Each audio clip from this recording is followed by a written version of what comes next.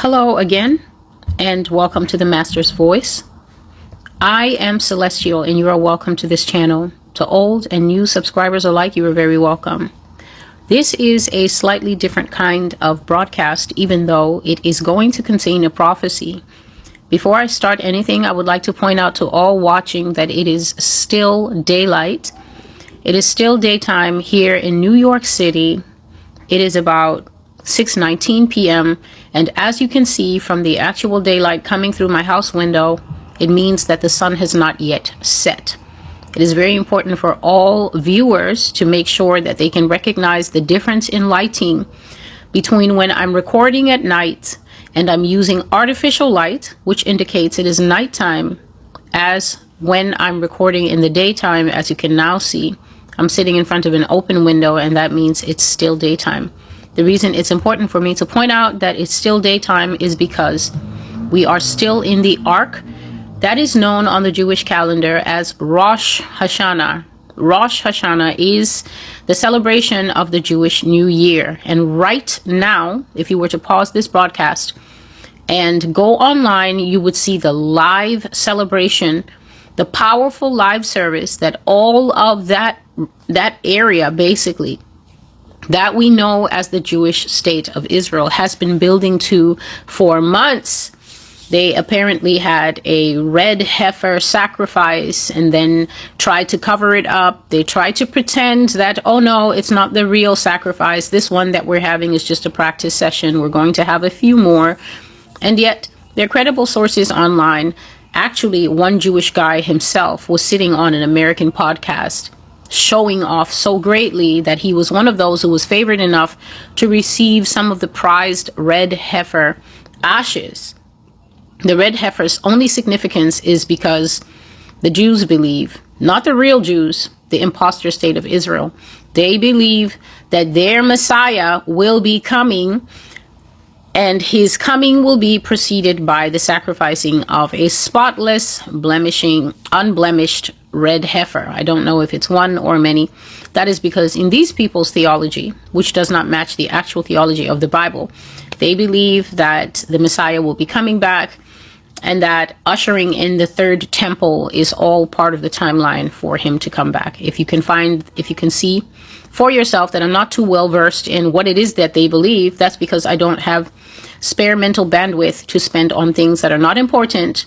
I want to know what the true God of Israel believes. I want to know what the true God of Israel has in store for all his people of all backgrounds, even those who are not yet his people, even those who are still in other faiths that are yet to come into the house of God. I want to spend my time, I want to immerse my time in understanding the word of God as it really is, not following current news events, not following current trends that people somehow want to mix with Christianity and say, oh, look, because they're sacrificing a red heifer, it must have some significance, because it has no significance whatsoever.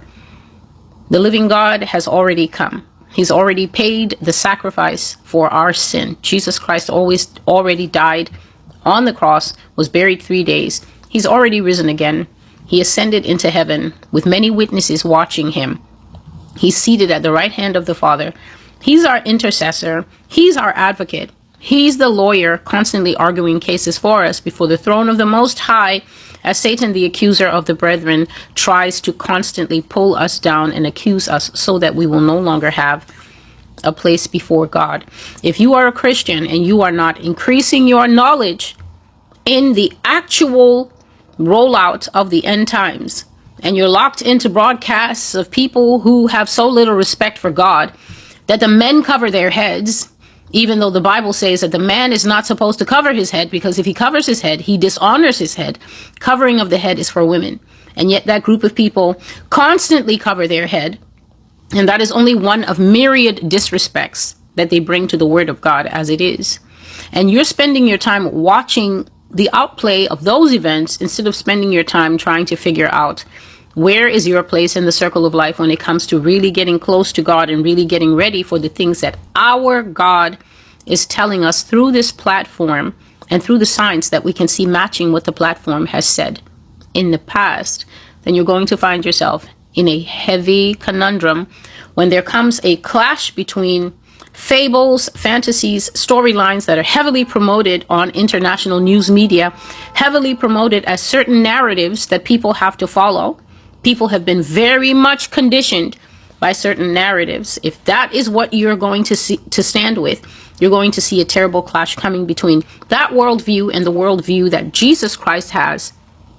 And that is why this prophecy that I have from the Lord that I received today, I think the last dream I had was pretty late in the morning, because this is only a half day for me. Okay. So it was just necessary to point out to you that I started this message in daylight. Therefore, this message, in a way, it's God's own service, God's own Rosh Hashanah service to the true Church of Jesus Christ and to true Israel. This is the service that the Spirit of God is hosting for you, and it is going to be something of an explosive bomb in the midst of this massive, internationally watched alternate service that is taking place right now. The title of this message is The Little Brown Book of the Jews. The Little Brown Book of the Jews. Message received from the Lord Jesus Christ, September 24th, 2025. I had this dream 3 times, and therefore I am constrained to tell you at the very beginning that even when God gives me a dream one time, it is a prophetic message that he is establishing to prove a point. He's establishing that prophetic message to let us know this is something I am going to do. So even if he gives it one time, it is a prophecy. And once I write it on the blog and once I come and make a video for it, that prophecy is considered active. If Yah never goes back to that topic again, not that that is his way. He usually will give a thing again and again and again and again. But if he only gives a topic one time, that topic is established, that topic is real, the topic has been prophesied, and the topic is thus says the Lord. However, we know from Joseph's situation where Pharaoh had a dream twice in a night, and during the interpretation process, Joseph let him know, oh, the reason that you had these 2 dreams which appear different, one with cows and one with stalks of wheat, they appear different, but your dreams are one and the same. And the reason that God gave you the dream twice is because the thing is established in heaven, meaning that this is a divine intention, meaning that this is something that is sure to come, something that is sure to happen. The prophecy that you're about to listen to is completely in line with the entire prophetic thread that the Lord began on the 1st of January, 2024. Yah began a very emphatic, strong, and aggressive thread of prophecy on January the 1st, 2024. I had a dream on the 1st. I had a dream on the 2nd. I had a dream on the 3rd. And on the 4th, the Lord spoke to me sternly and said, all these dreams, you will put them up today. And so I mentioned all the different dreams that I had. God speaking about what he calls the Jewish state that is in the Middle East. The Lord does not call them the Jews. The Lord has already revealed all through 2024, especially if you go and look at the playlist that is called Who Are the True Jews of Israel. All through 2024, he kept me on that theme, bringing to the knowledge of all people, regardless of whether you believe, whether you can accept it, whether you're just an American acolyte who has been raised by the church, and not even true churches, but just raised by the church in America to believe that the real Jews are those people, the sons of Japheth is what they are, pretending to be the sons of Shem, that are in the Middle East, pretending that they are the Jews of the Bible, pretending that they are God's people, and they are not. They are imposters. Jesus revealed their identity long ago in Revelation chapter 2 and 9, in Revelation chapter 3 and 9, that they are a synagogue of Satan, that they do lie, that they say that they are Jews, but they are not. And so this message that you're about to hear, I received it not once, which would already establish it, and not twice, which means the thing is sure. I received it 3 times because God says that the people that are in the Jewish state of Israel are 100% his enemy. And he revealed since 2024 that he is going to scatter them, that he is going to make them diminutive. To be made diminutive in the earth means that your people group will actually suffer a series of events that will make you very few and very small until you are like straws in the wind. Not going to be a great group anymore, not going to be a power lobby anymore, not going to be popping up in countries that have already been stolen and taken for ransom, like the United States of America. America has no functioning brain in her. Israel rules this country. I'm speaking freely because I don't take donations here at the Master's Voice. I've never accepted a paid partnership with anyone. I don't have a secret Patreon where you can come and I'll drop you extra nuggets. Freely I have received from the Lord, and I have been freely given. It's never even crossed my mind to tell people to pay me for the information that I have, because this information is from Jesus Christ and it belongs to all human beings on earth. The fact that America is in the forefront as the topic of most of the prophecies means nothing. This is prophetic truth in the end times. And prophecy, Jesus Christ is the spirit of prophecy. And so the things that I discuss here, they come directly from heaven. They're given to me by dreams. They're given to me by direct revelation, meaning that God talks to me as clearly as a family member talks to you or talks to me. I hear the Lord clearly and I write things down. And even though my brain sometimes marvels at what it is writing on the pen, I know the voice of my master, Jesus Christ. And so the information on this blog is free. I don't owe anybody for it.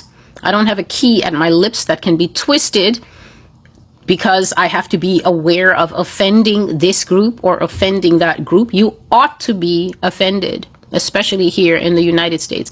You ought to be offended at the things that we believe in this country, at the things that we do in this country. We ought to be offended, but at ourselves, not at the Lord and not at the person who is speaking at the Lord's request. And so I thank the Lord very much that he was able to steer me into being able to do this prophecy while the light is still up, because that means that the Rosh Hashanah season is still active. Even if it gets dark as I speak, it is still Rosh Hashanah, which starts, I think, sundown the 22nd, all the way up to here. And so as they blow the shofar and the trumpet over there, as they make bold declarations that the whole world is watching right now, the live streams are still up and running.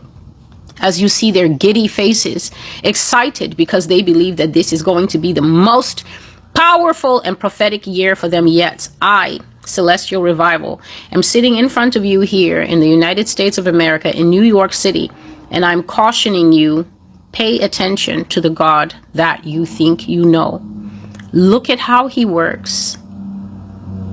Look at how he works. Look at how tactical he is. Look at how he didn't choose last week to give me this dream, and look at how he didn't wait until even a day after. He's bringing this word on the very same day that they're making powerful declarations, and he wants them to know that he has far more powerful declarations than they. The Little Brown Book of the Jews, September 24th, 2025. And so I'm sleeping and I dream of a man with a beard like the Jews have. Some Jews have very small beards. Some of them only keep the bottom part, and some of them have the part that, you know, it has I guess a connecting mustache. I don't really know what men call the different types of beards. This man had a beard that was very big and bushy. At times it looked like red hair, but then at other times it just appeared that his beard was very deep brown, but not black. I dreamt that a man with a beard, a yarmulke, and a small brown book was lying to the world on TV. He wore a brown suit, and he seemed to be a very busy and active and scurrying type of man. This man was extremely busy. This man seemed to have a lot of things on his itinerary. And everywhere he went, he wore kind of it wasn't exactly a good suit. You could definitely look at some suits and see there's some rayon in there somewhere. It was a brown suit, and it had these almost imperceptible thin black lines in the suit. And he had a yarmulke. And sometimes in the dreams, he was represented as having that other hat. Jews have different hats. They have the extreme tall hat. I don't know what that is. And then they also have one that just kind of looks like a bowler. So sometimes this man was wearing a bowler, and then other times he was wearing a yarmulke. And at all times, this man carried with him a small brown book. I dreamt 3 times of a man dressed like this, carrying a small brown book, lying to the world on TV. Each time I saw him, it was the same dream, but sometimes there were minor changes. And so the first dream that I had, I saw this man across the distance. Let's call it across the distance. But it was later, when I woke up, that I realized I was seeing this man across time. I was seeing this man actually across time. I wasn't seeing him just as we say, oh, there's Susan in the distance. And then you look and Susan is maybe 5 streets off, 3 streets off if you've got good eyes. But you can see it's Susan. And then she's in the distance. And then you recognize that Susan is in the distance. It wasn't like that. I saw this man across the distance and I saw what he was doing. I wasn't with him or near him the first time that I saw what he was doing, but I still knew this man is lying to the world. He went to a big radio station, a big TV station, pardon me. He went to a big TV station. I don't know if he was invited to the big TV station. I don't know if he made his own way to the big TV station and asked for airtime or paid for the airtime. All I know is he went to a big TV station and he was alone on a broadcast. And as I looked across the distance, it's as if I'm not watching the man only, I'm also watching the TV that he was on. And this TV was the old type of TV. You know how TV was? TV would be square, but then for some reason, TV would also be round. So the TV is square, the old TV, but then for some reason, the glass of the TV seems roundish or like a square with rounded sides. And then it has 2 little antennas at the top. And then it usually also has sometimes 2 wooden legs or 4 wooden legs and a very big sticking out back.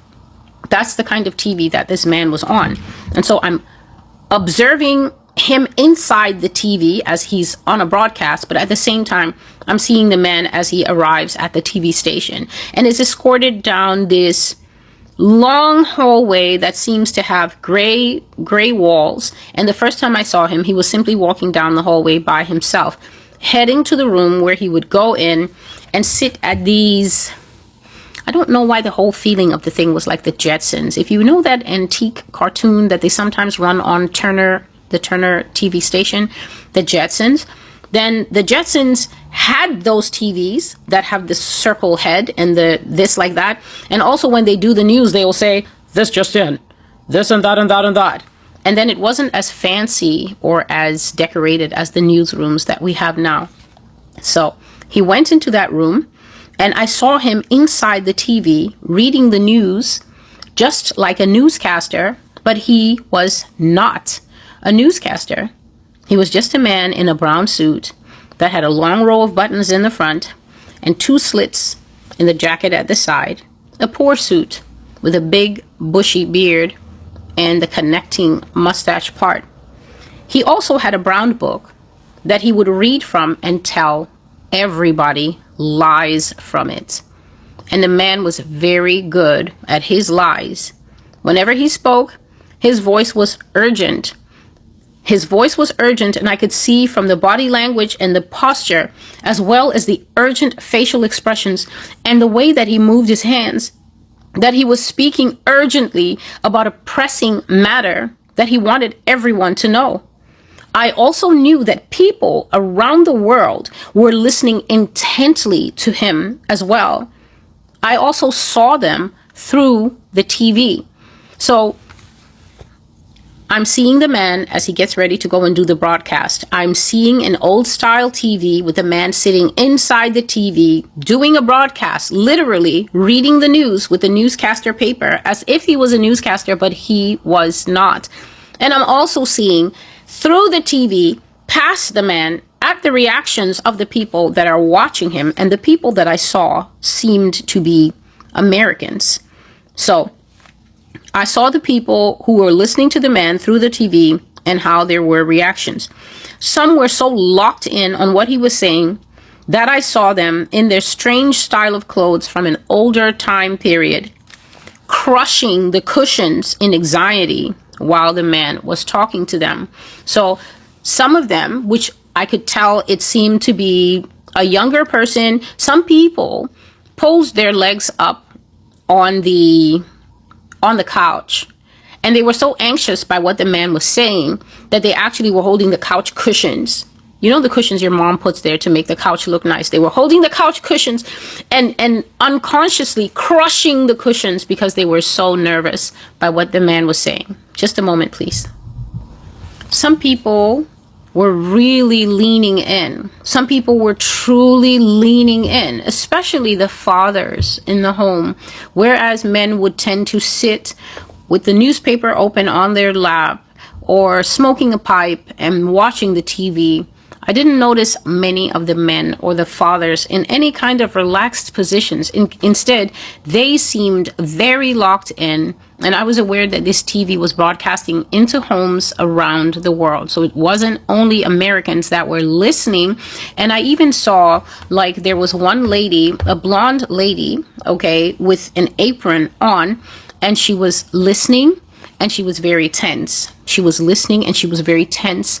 And she kept glancing at her husband to see what his reaction would be to the broadcast. Okay? So this was in the first dream, what I saw. Just a moment, please. And this is what the man in the brown suit was saying on the broadcast.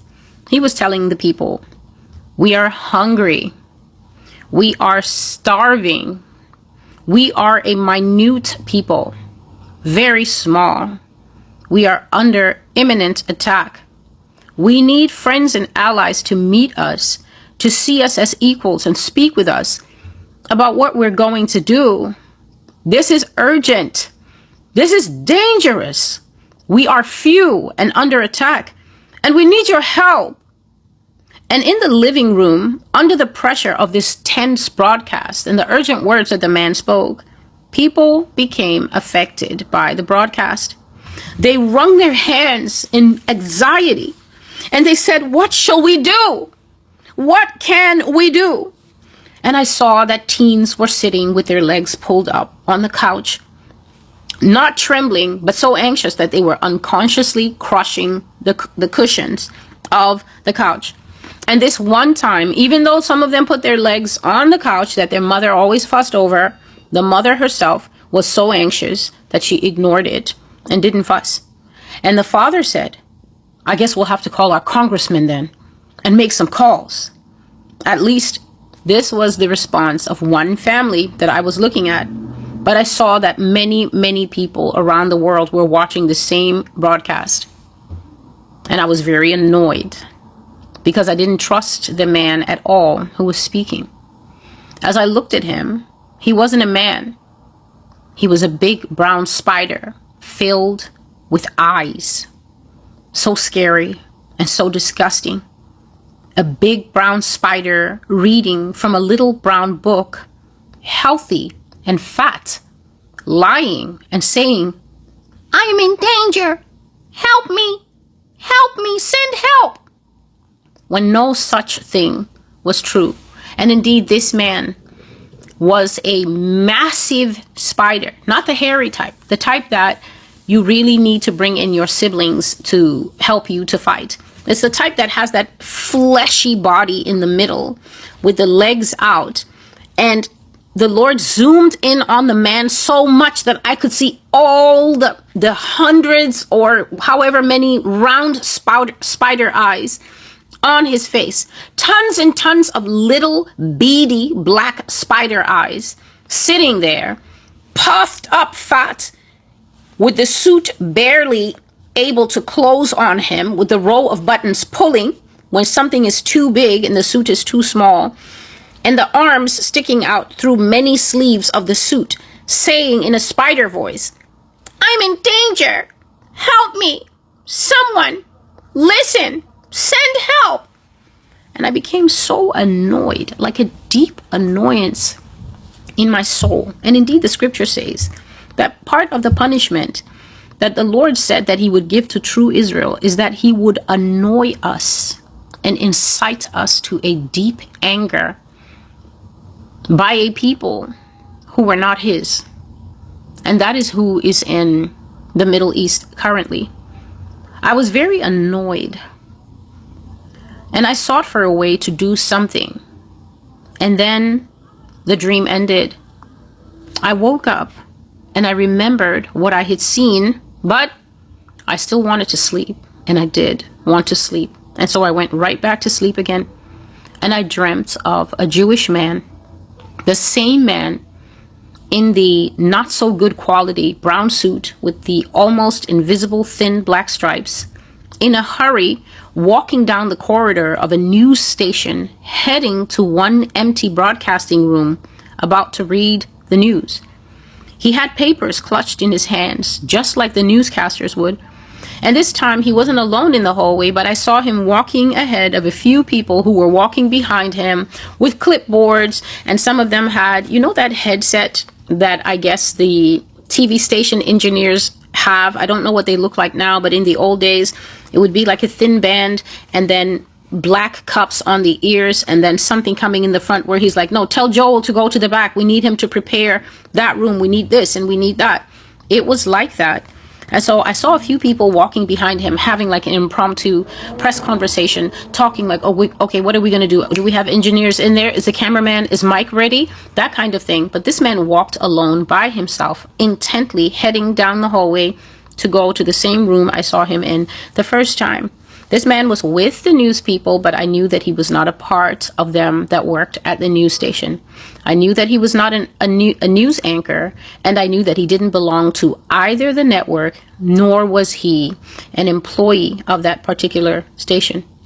He was just being allowed to read news because of special privileges that someone had assigned to him. Someone had made room for him. Someone had made a call. And now the news station had been told to make room for him in their schedule for him to make a public appeal. And that is what he did. They set up a breaking news segment where the man sat and spoke in urgent tones, saying, "It's the Palestinians. It's the Palestinians. It's not us. It's them. We are a small nation. We are under attack.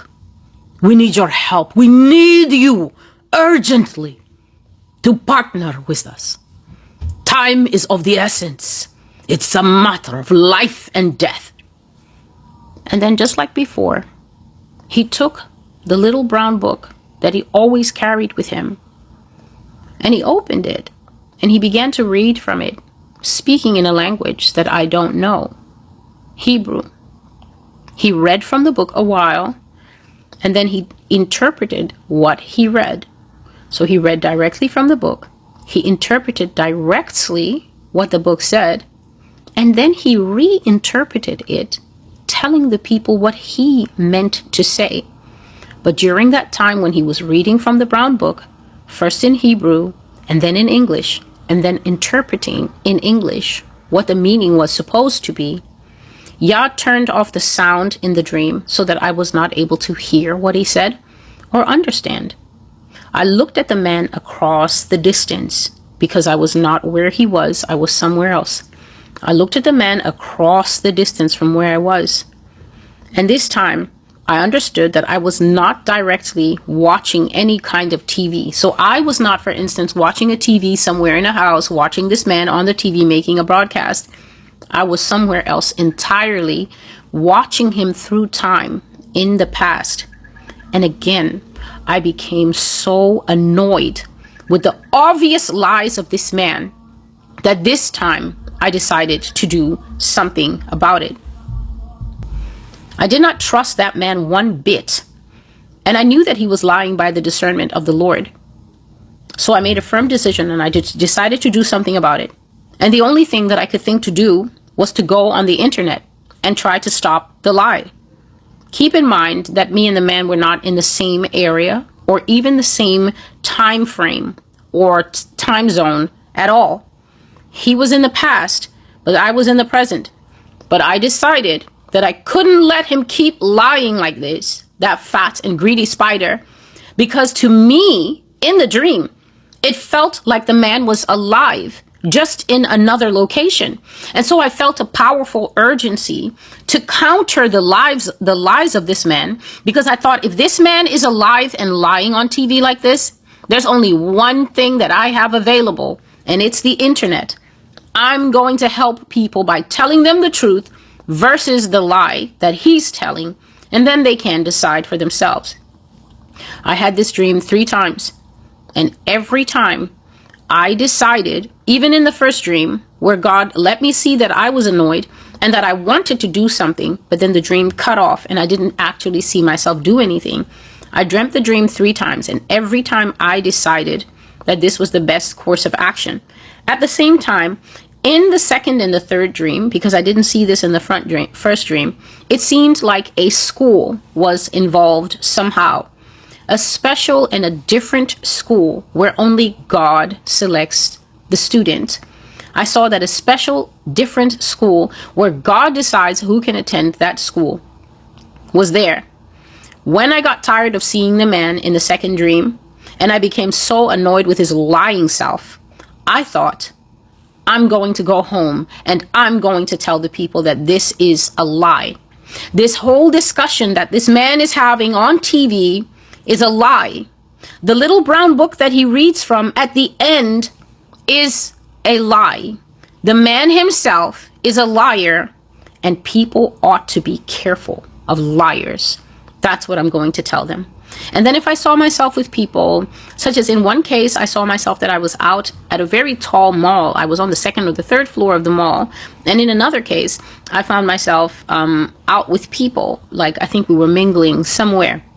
But wherever I was, I would decide this man is a liar and it's up to me. And I don't have the TV station. I'm going to use the only thing available to me, the internet, and I'm going to counter the lies of this man who is lying. And then I would make an excuse to excuse myself. Sorry, you guys, I have to go. I have to do something that just came up. I would leave that place.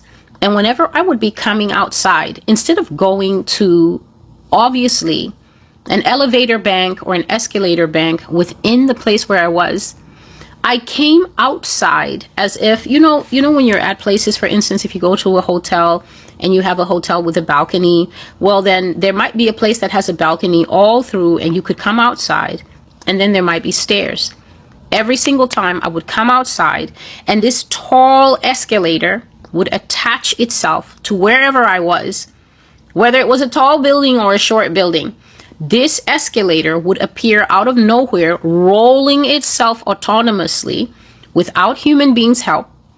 It would attach itself to the building right where I was standing, and then I would get on it. The minute I get on it, these gates would come on the escalator at the top. So these gates would come and shut it, because in one of the dreams, my friends were with me and they were like, oh, can we come with you? And then I had to say to them, you can't come with me because I don't even know how to bring you with me, because look, the entryway is shut.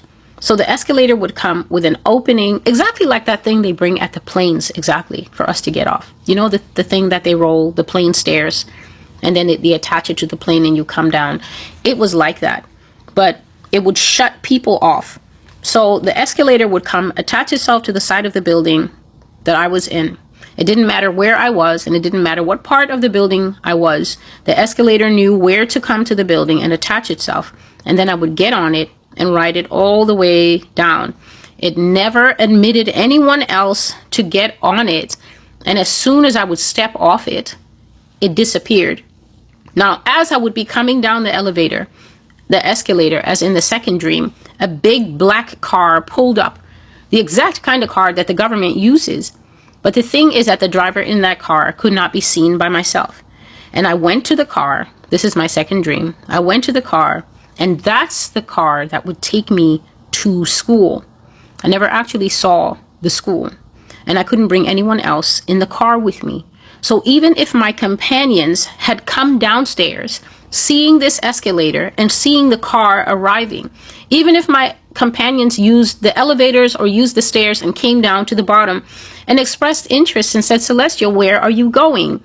They were never allowed to use the escalator, and the driver in the car, without saying words, made it very clear that no one else should get in the car but me.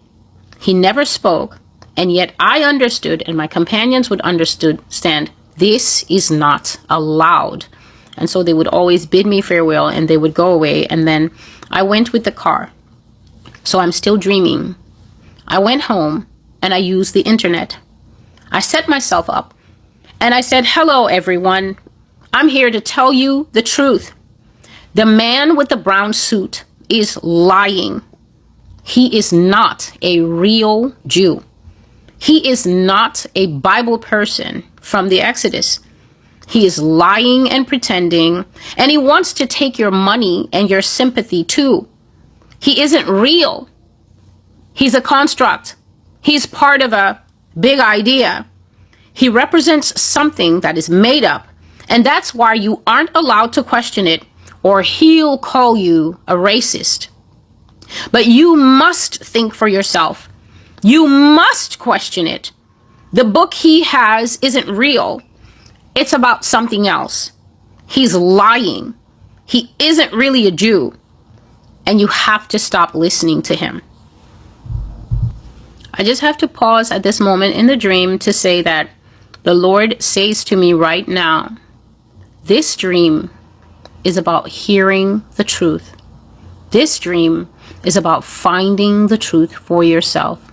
The Lord says this dream is about learning how to decouple from the lies that are in the world today, how to use your critical thinking.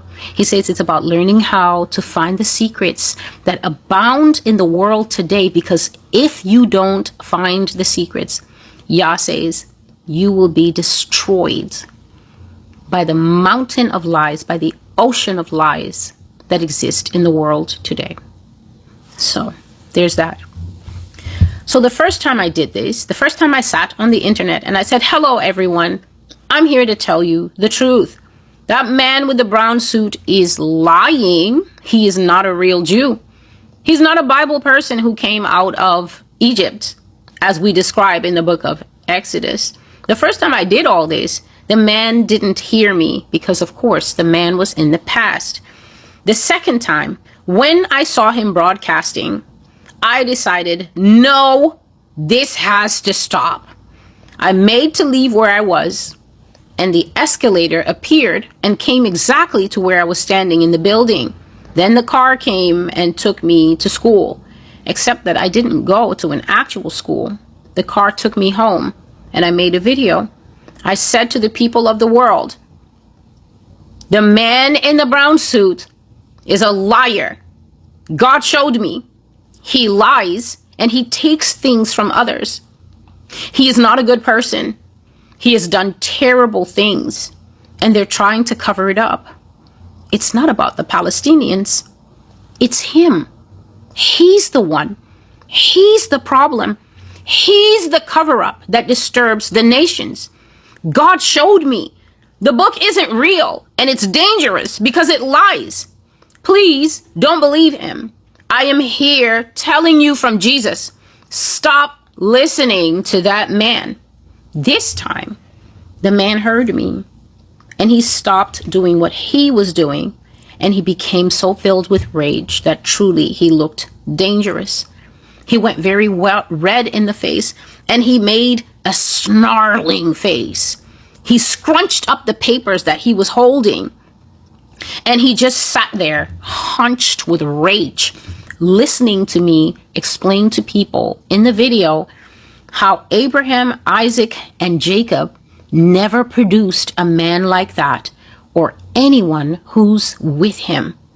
I was saying anyone who's with him, anyone of his lineage and descendants who are claiming to be from Abraham, Isaac, and Jacob are not. They're all imposters. None of them are the real people of the book of the Lord. I was earnestly speaking, and I was showing people how many times and places in history this man had gone with his book, telling lies. And then I woke up.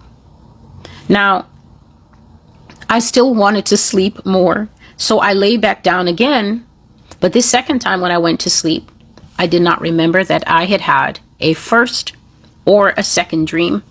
I just woke up and thought, there's still time. And then I fell back asleep, and I had a third dream.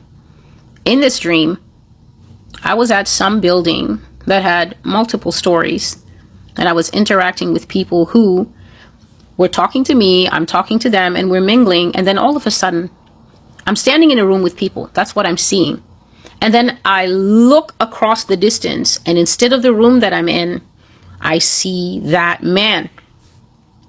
And he was on this time a very big network, appealing to the people to send more to prevent what he was calling the imminent slaughter of the Jews.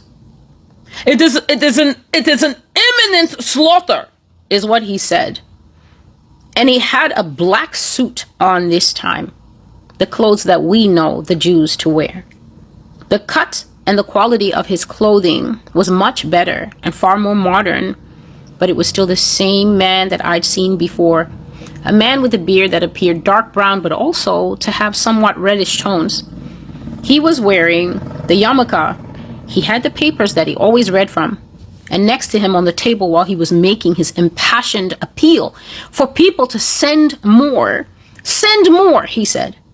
Next to him on the table, as he did a solo broadcast at a very big network, was the familiar little brown book. He said, it is an imminent slaughter, and we are surrounded. We need your help. We are the Jews, so partner with us to prevent genocide. When I heard this, the rage in me at this man was monumental. I did not remember any of my dreams before. I did not remember that I seen this man before, that this is what he always does, going from network to network based on special privileges that are made for him to sit and appeal to the entire world, telling us that him and his people are under imminent attack any moment. Any moment their lives could be lost. It's the danger of the Palestinians, he said. Partner with us. Send us what you have. Send more. When I saw that man, I didn't remember anything about the previous dreams or even the steps that I had taken. I was just filled with rage. And I just thought, who is this man across the distance who lies like this? Why do you lie like this and endanger everyone with the power of your lies? I told the people I was mingling with, I'll see you. I have to go and do something. We'll talk again soon. And I walked out in a great hurry to the side of the building, walking past the escalators and the elevators that were right there. I walked all the way to the edge of the building, and then suddenly an escalator appeared, rolled up to the building, and attached itself to the side of the building. My friend had followed me out saying, what's wrong, Celestial? Why do you have to leave so urgently? And all I could say over my shoulder was, I'm going to school. And so when I got on the escalator and started going down, my friend stood there and said, can I come too? And I said, no, it's a school where God has to send you an invitation to come there. And while I was saying this, I saw the black SUV pulling up with its night brights on. And then it pulled up right to the floor of the escalator, and I got in, and the man that I could never see took me somewhere. And then I saw myself again on another broadcast. And I said, it is time to finish the lies and the deception of the Jews. It is time. It cannot continue. For decades, this man has lied that he is in danger, but he is not in any danger. He only wants your spare change. He wants your money. He wants you to send him money so all of them can eat it. He is not dying. He is not anything that he says he is. God has shown me, people. God has shown me the nature of this man. God has shown me that he lies about simple things, small things, and even big things too. He doesn't have the numbers he says he has. He never had 6 million people to spare to die in a concentration camp. His population census information does not bear this up. This man is a liar, and so is his book that he keeps reading from. And if I don't tell you, then someone else will tell you eventually. But God showed me that Palestine isn't the problem. This man is the problem. He's a lying man. He's a very wicked man. And I saw in a book that he never had the 6 million Jews he claims he had to let die. It was in a book right in front of me. They never reached such a major number as 6 million put to death in a camp. Stay away from this man in brown. This is capital letters. He is a liar and very dangerous. And soon you will see why I say that. And then I went off my broadcast because I was on the internet only, of course, while the man was on TV. But even in this third dream, the man heard me, and the rage of the man was shown to me as a great rage.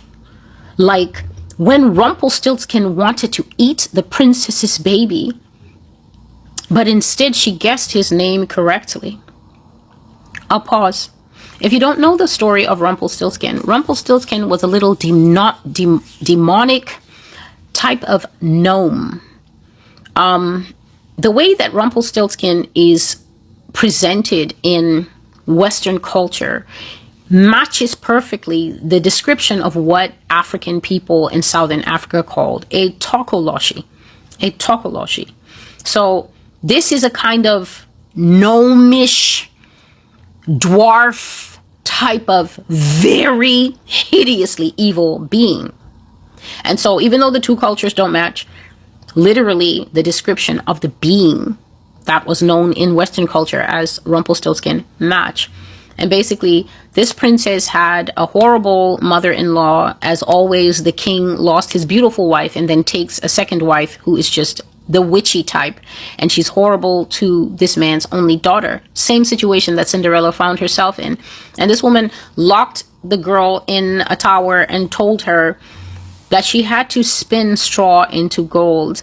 Now, some say that in those days they believe it could be done, but this kind of thing could only take place by magic, like what the alchemists used to do.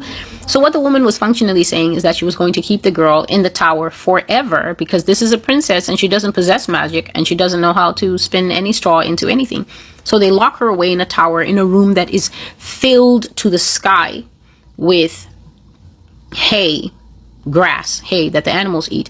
And then basically, as far as the queen is finished as thinking, she's done with the girl. And then the girl is crying, he. And then Rumpelstiltskin, being wicked, somehow finds his way in there and says, "Oh, princess, why are you crying?" He totally knows because the devil is always listening to our various predicaments. The devil is always listening. The devil is always nearby. The devil is always willing to come up with what looks like a brilliant solution to your problems, except that it will always have a snare. It will always have a trap. It will always have a python's slow grip or a cobra's fast strike. And then you will end up paying a price for what looked like a good solution and a good idea. And so he tells the girl there's no need to cry. He has the magic. He has the power. And he can turn the straw into gold. And so the girl is wandering there in her little prison place. She goes to another place and he says, "Leave me." And then he turns the straw into gold. Obviously, he doesn't want her to see how it is. And then she calls the stepmother and she says, "Oh, the thing has been turned into gold." And then she's let out. She's married, but then there was a caveat. There was an agreement Rumpelstiltskin told her that what he wanted was for payment was her firstborn child. And now you can actually see how so many stories in Western culture actually reveal the fascination with the eating and the destruction of the very young. We live in a modern society now that acts like it cares about babies, even as it murders and aborts them. But at the same time, the society seems to be lacking the greater understanding of how much the predatory nature of the dragon, the serpent, Satan, is focused on your babies, to the point that even when the children are in the womb, he goes after them by suggesting that they are not children, that they are not real, that they are a clump of cells, and that you can kill them with no responsibility being heaped upon your head whatsoever. And so he makes an arrangement with the princess that if I turn the straw into gold for you, these were the terms. Rumpelstiltskin said that he wanted her firstborn child. And her, being a young woman, wasn't thinking anything of it. She was young, and so she agrees. And then she comes outside. She's free. She's blending in the palace. She meets a prince, and they get married. And the day comes where she becomes a mom. And like clockwork, without being told, Rumpelstiltskin shows up, because again, this is the way of the devil. Nobody needs to tell the devil that you just got married, that you just had a child, that you just got promoted. Satan keeps a close eye on humanity, and he will always come at that moment to find a way to ruin it, to topple you into despair, or to steal, to kill, and to destroy.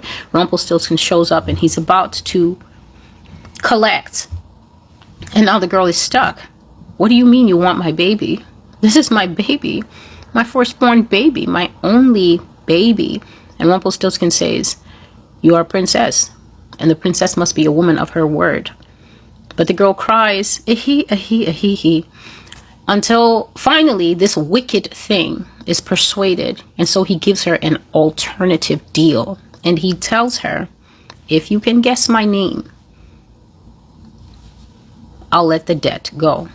You don't have to give me the baby and the hay I turned into gold for you that actually brought you out of your captivity. We will say no more about it. But now, who knows the name of a Tokolosh? Who knows the name of a garden gnome, a dwarf, a darkness dweller, a child of Satan?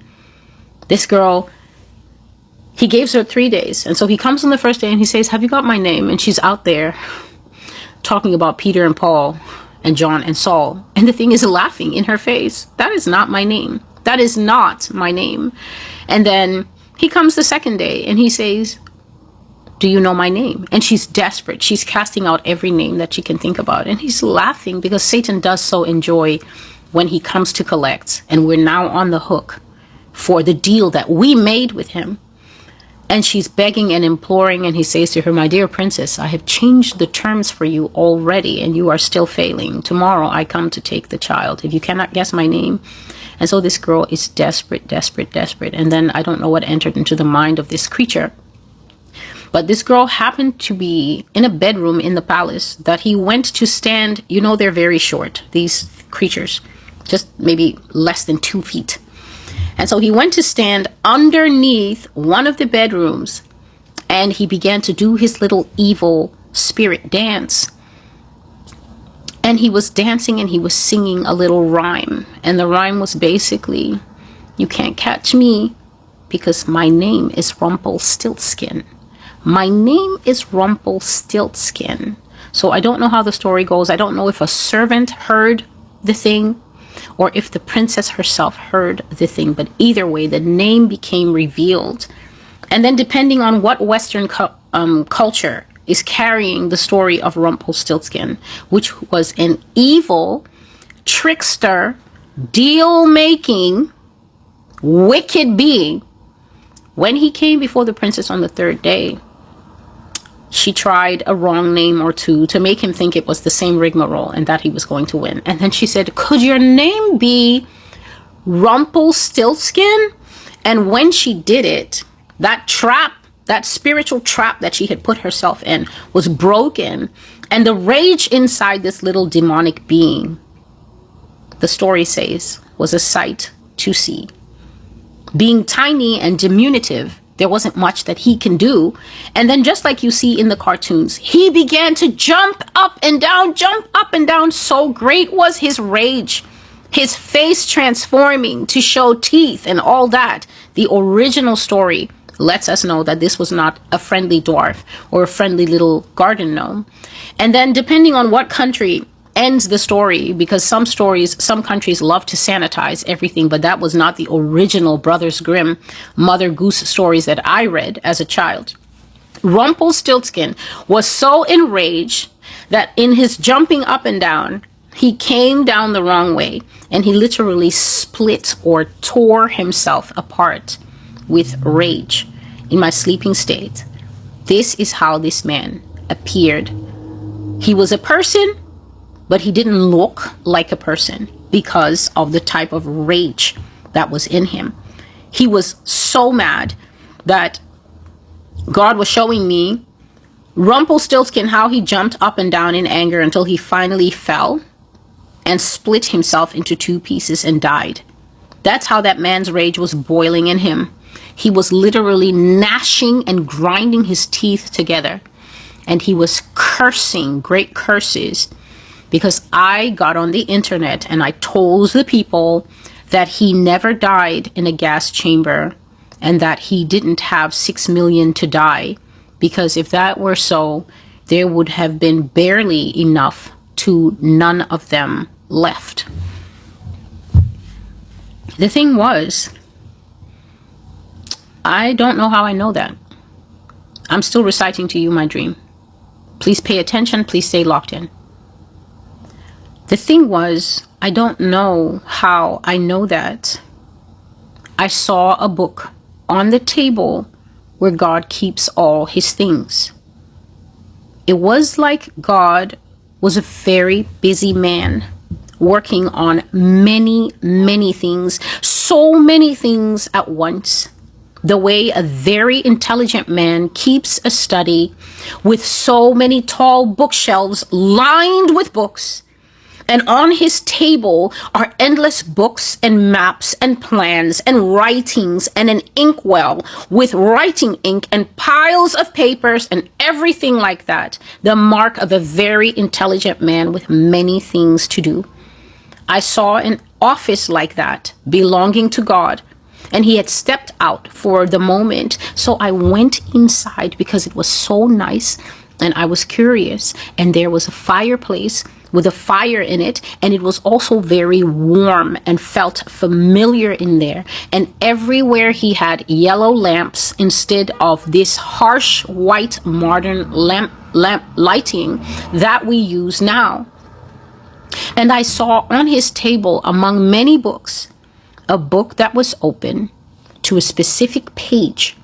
And a piece of the page, when I looked at it, said that there were never enough Jews in existence at the time of the Second World War for there ever to have been a slaughter of 6 million of them without causing an extinction level drop in their population.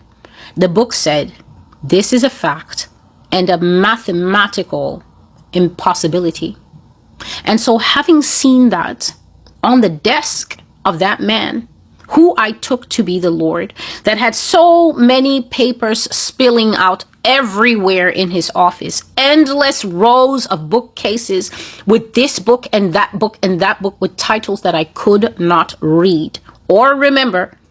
That one book was open on a corner of the desk, and it said, it is a lie that Jews ever had such massive gains in personhood that they could casually leave 6 million behind and still be living. So I told the people what I had seen, but I did not tell them that I saw it in a book in my dreams. I just said in my internet broadcast, be careful of the man in brown. He lies. He lies so bad that you cannot risk listening to him any longer. And so, in this last dream, I'm still describing my third dream. Without waking up, the man in brown went on a TV broadcast, and this time his tone was different. I had a first dream, I saw myself do nothing. A second dream, I saw the man. I said, I will make a broadcast to counter this man's lies. a third dream, I said, I will make a broadcast, and I was telling them that it's impossible for this man to have had the numbers that he had. And I saw it. It's true. He never had this kind of numbers. And then without waking up, I have a little kind of, I don't know, you can't call it a prologue. Prologue comes at the beginning. Whatever you call it at the end, when a story is ending, I had a little fourth dream without waking up. And in it, the man in brown went on a TV broadcast, and this time, his tone was totally different. He did not speak peacefully or in a sad voice, like, oh, what shall I do? I need help. I need your help. I am in danger. My wife is in danger. My child is in danger. Help us. Be with us. Be on our side and partner with us. Send your donations and the things that you have and help us save our lives. That man was not talking like that. No, the man that was sitting on this last broadcast was clutching those papers that he always used to read from. He was clutching those papers in one hand with white knuckles of barely suppressed rage. He was speaking in a strong tone of anger, saying that people have misinterpreted him and are saying things about him wrong on the internet, but he is not like that. His voice was strong, his grip on the papers was strong, and his tone was very aggressive and emphatic as he defended himself. And he said that he's not like that. And he knows that people are saying things that are not true about him and talking about him wrong on the internet.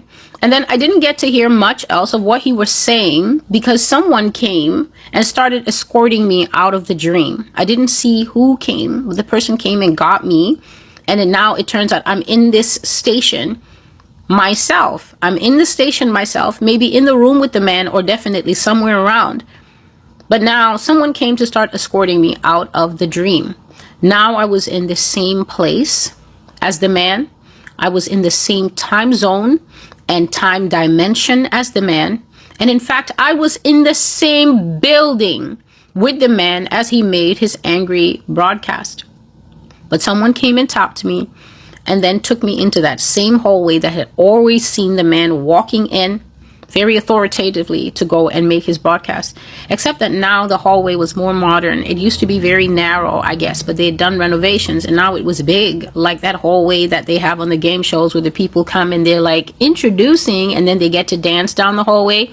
This hallway was much bigger and it had flat screen TVs at different intervals so that all the station people, as they rushed back and forth, they would always know what's going on in Studio 1, what's going on in Studio 2. Don't step in there because they're actually live. You could see on these TVs. And so as I was in that hallway being escorted out of the dream by someone, I was able to look at the man on the screen as we were leaving. All the TVs were playing him. And the man was so angry that he lost all composure. He made an angry fist exactly like the Black Power salute. He made an angry fist like the Black Power salute, the salute of the Black Panthers. And then he started shouting, Aleph, Aleph, Aleph, Aleph, with so much rage. And in fact, that word Aleph is what I was hearing when I woke up. The word Aleph is the very first letter of the Hebrew alphabet. Don't mind me telling it to you like that, as if I knew it. I had to write it down and Google it on my phone when I woke up to find out what is that word, what is that strange word he was using. And the word Aleph means mastery. Mastery, rulership, dominion. It also is the word that you can give reverence to God because it means in the short form, master. A-L-E-P-H. The first word or the first letter of the Hebrew alphabet. That's what that man was shouting with the Black Power salute. Aleph, Aleph. And so The Lord said to me when I woke up, you will make this dream today as soon as you can, because I will act on it speedily and even now bring it to pass. I will fling those people from my land, which is now called Palestine. I will fling them out like seeds that are no more wanted, who are rejected from before me forevermore. I will scatter them everywhere and break down their dominion. They will no longer have safety from aggression, but instead will be made afraid on every side. As they have done to others, it will be done to them. Thus says the Lord. This is the end of their rule. It is the end of their dominion. They are in a war corridor, and as they have done to others, it shall be done to them. Hear the message of the Most High to the Jewish state of Israel. This is the year of your defeat and embarrassment of shame. You will fall down. Everything you do will fall down. Everything you try, it will fail. Everything you attempt will crumble, and you will be ashamed of your lies, which you have lied to the whole world. They will fall down. They will be ashamed. They will be humbled in immaculate ways, which the Lord of hosts, Jesus Christ, has named for them to be humbled in. They will be derobed. They will be defrocked. They will be exposed by a treasure trove library I have kept back for this time. Whoever has information on the Jews, post it. Whoever has a video archive footage of the Jews, release it. Thus says the Lord. You will go down in your own words and pictures, not anyone else accusing you or lying on you as you always claim. You will go down in your own words, in your own images, and in your own pictures, and it will be known to the whole world who you really are. Thus saith the Lord. And so I made sure, while pointing out to the viewer the active daylight that was still available when I started this video, to make you know well and sure the kind of God that a lot of people on this earth think that they are playing with.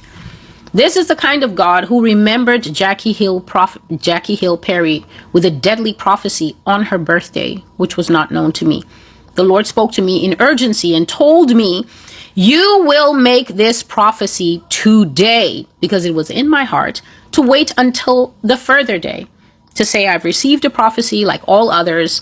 I will make it into a video when I have time. And the Lord said to me, that is not what you will do. You will make it today. And so I had to sit up through the night, make the video, release it. And the day it went out is the day the woman was born. That is the way God works. When you have brought yourself completely out of the will of God, out of the favor of God, dare I say, when you have now reached outrageous lengths of disobedience and misalignment with the Spirit of God, God will kill you in a way that is so poetic, like the way that he killed King Ahab and his wife. If you go back and look in the book of Kings, you will find that Ahab and his wife, Jezebel, died the same way. They died in a way that dogs had access to their blood. And nobody needs to be told that the people in the Bible are not Americans. Americans act as if their dogs are more important or at least equal to human beings.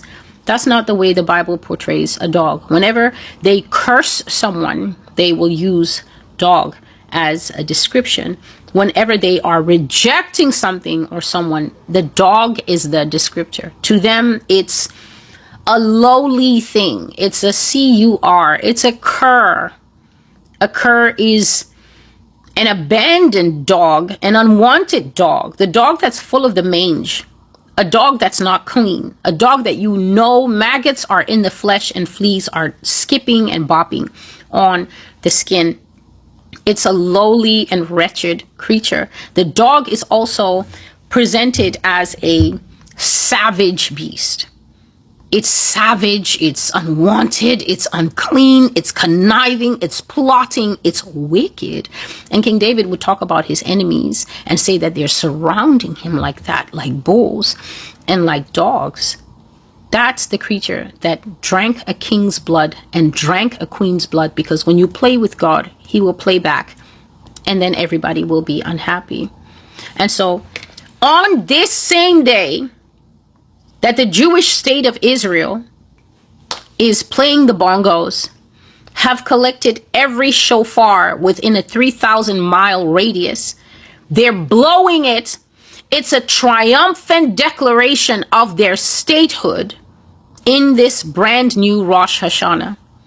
Jesus Christ in heaven tapped his daughter, the prophet, who is living now, declaring the end days and what things shall come for all flesh.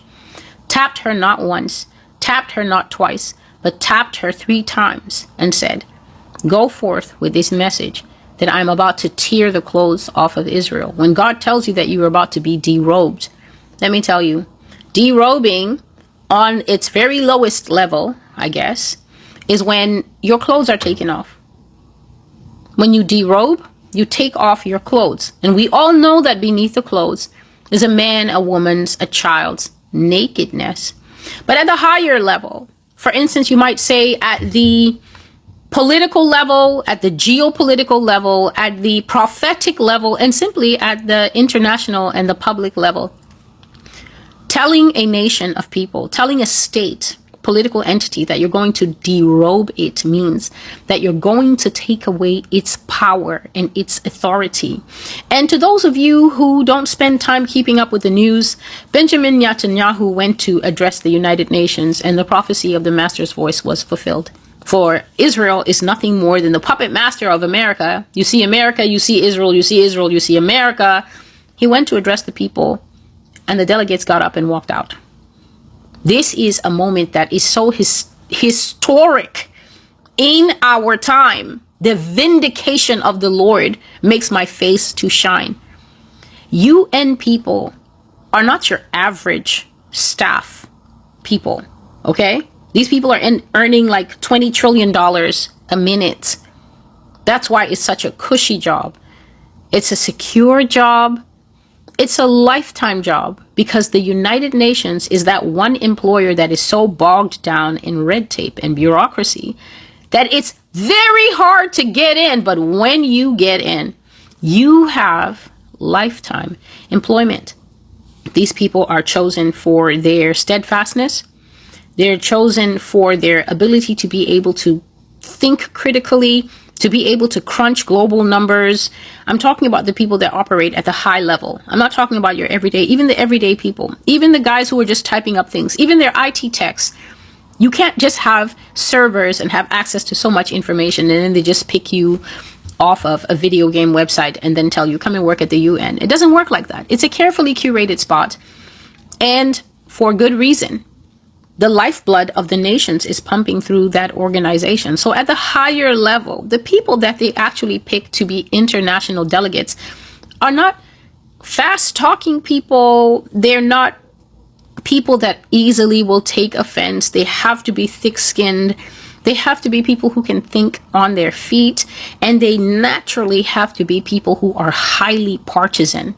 To be partisan means that you are holding almost like bubbling lava in your heart the interests of your nation that you are now going to the United Nations to represent, to argue for, to vote, to try to get the best deal for your country, especially in this highly tilted international order that we have, where Western nations have maintained a chokehold and a stranglehold at the top, barely tolerating anyone else to rise to them. And the only reason you have a China and the only reason you have a Russia sitting there on the Security Council is because those nations eventually grew too big, too advanced, too powerful, and too nuked up for people like America and France and Germany and the rest of them to ignore them. They are not the natural allies, because even among Western powers, they're the pretty girls and the pretty boys, the ones who own all the world media.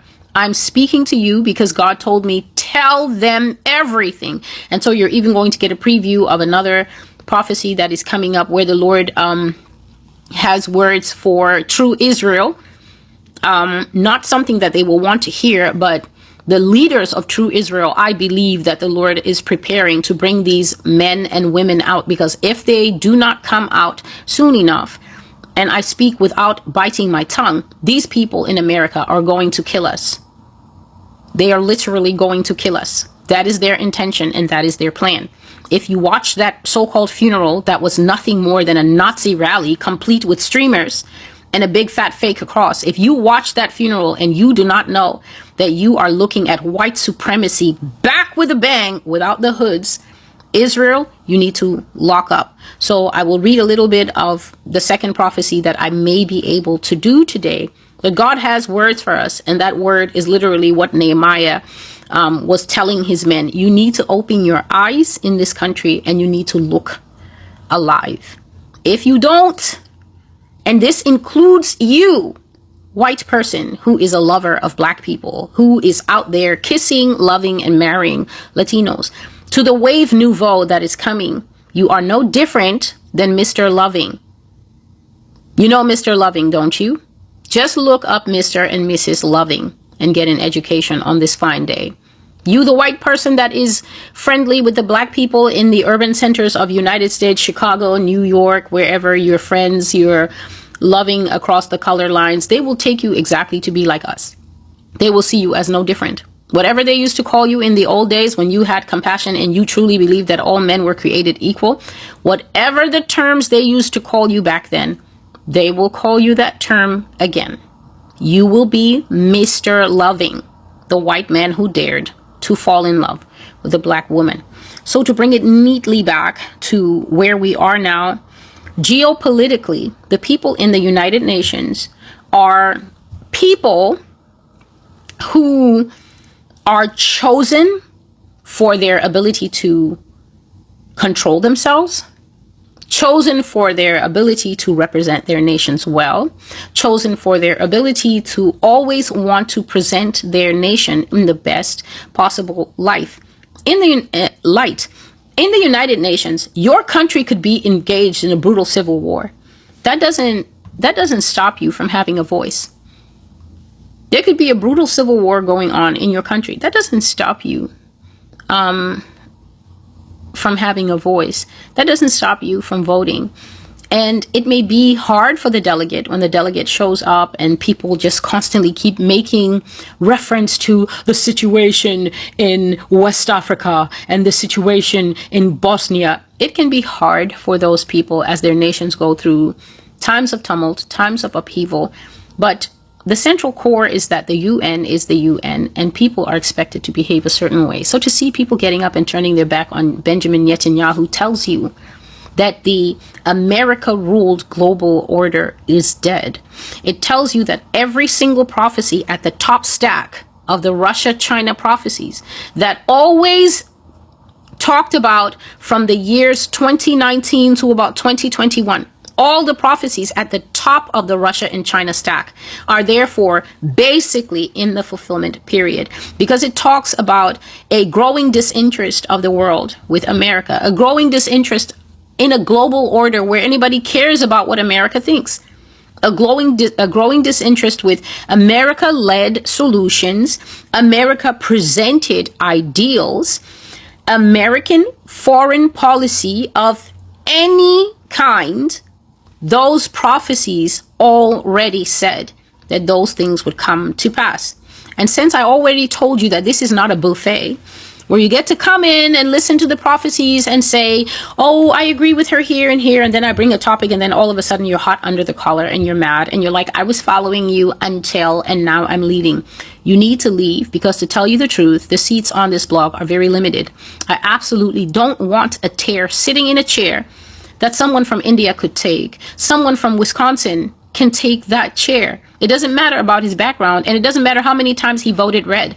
The amount of people that I've seen on the internet in the last 24 hours since Donald Trump embarrassed the skin off of our bodies with that disastrous United Nations speech, cussing the people out as if he was addressing his two single-celled organism MAGA base, is atrocious. He shamed the nation, fulfilling a Master's Voice prophecy from years ago, and God has been bringing it back.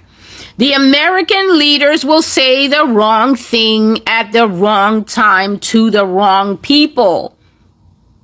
That man embarrassed this nation. He left the people double checking their ear things. I have seen MAGA on the internet and people who are Republican but less extreme than MAGA severely starting to examine what they voted for. And they've been in that rictus for months, ever since they started losing their farm workers, ever since they started losing their veterans benefits, ever since they started losing their health care, ever since they started losing Maria, who looks after their baby, ever since they started losing anything that actually matters to them. When they realized what they voted for, they started to repent. But never have I seen true regret like what is being seen on social media right now. They're outright sorry because they realize that they have a megalomaniac on the loose, goaded on by people like Steve Bannon and Stephen Miller. You cannot put the jack back in the box. But these people are sad.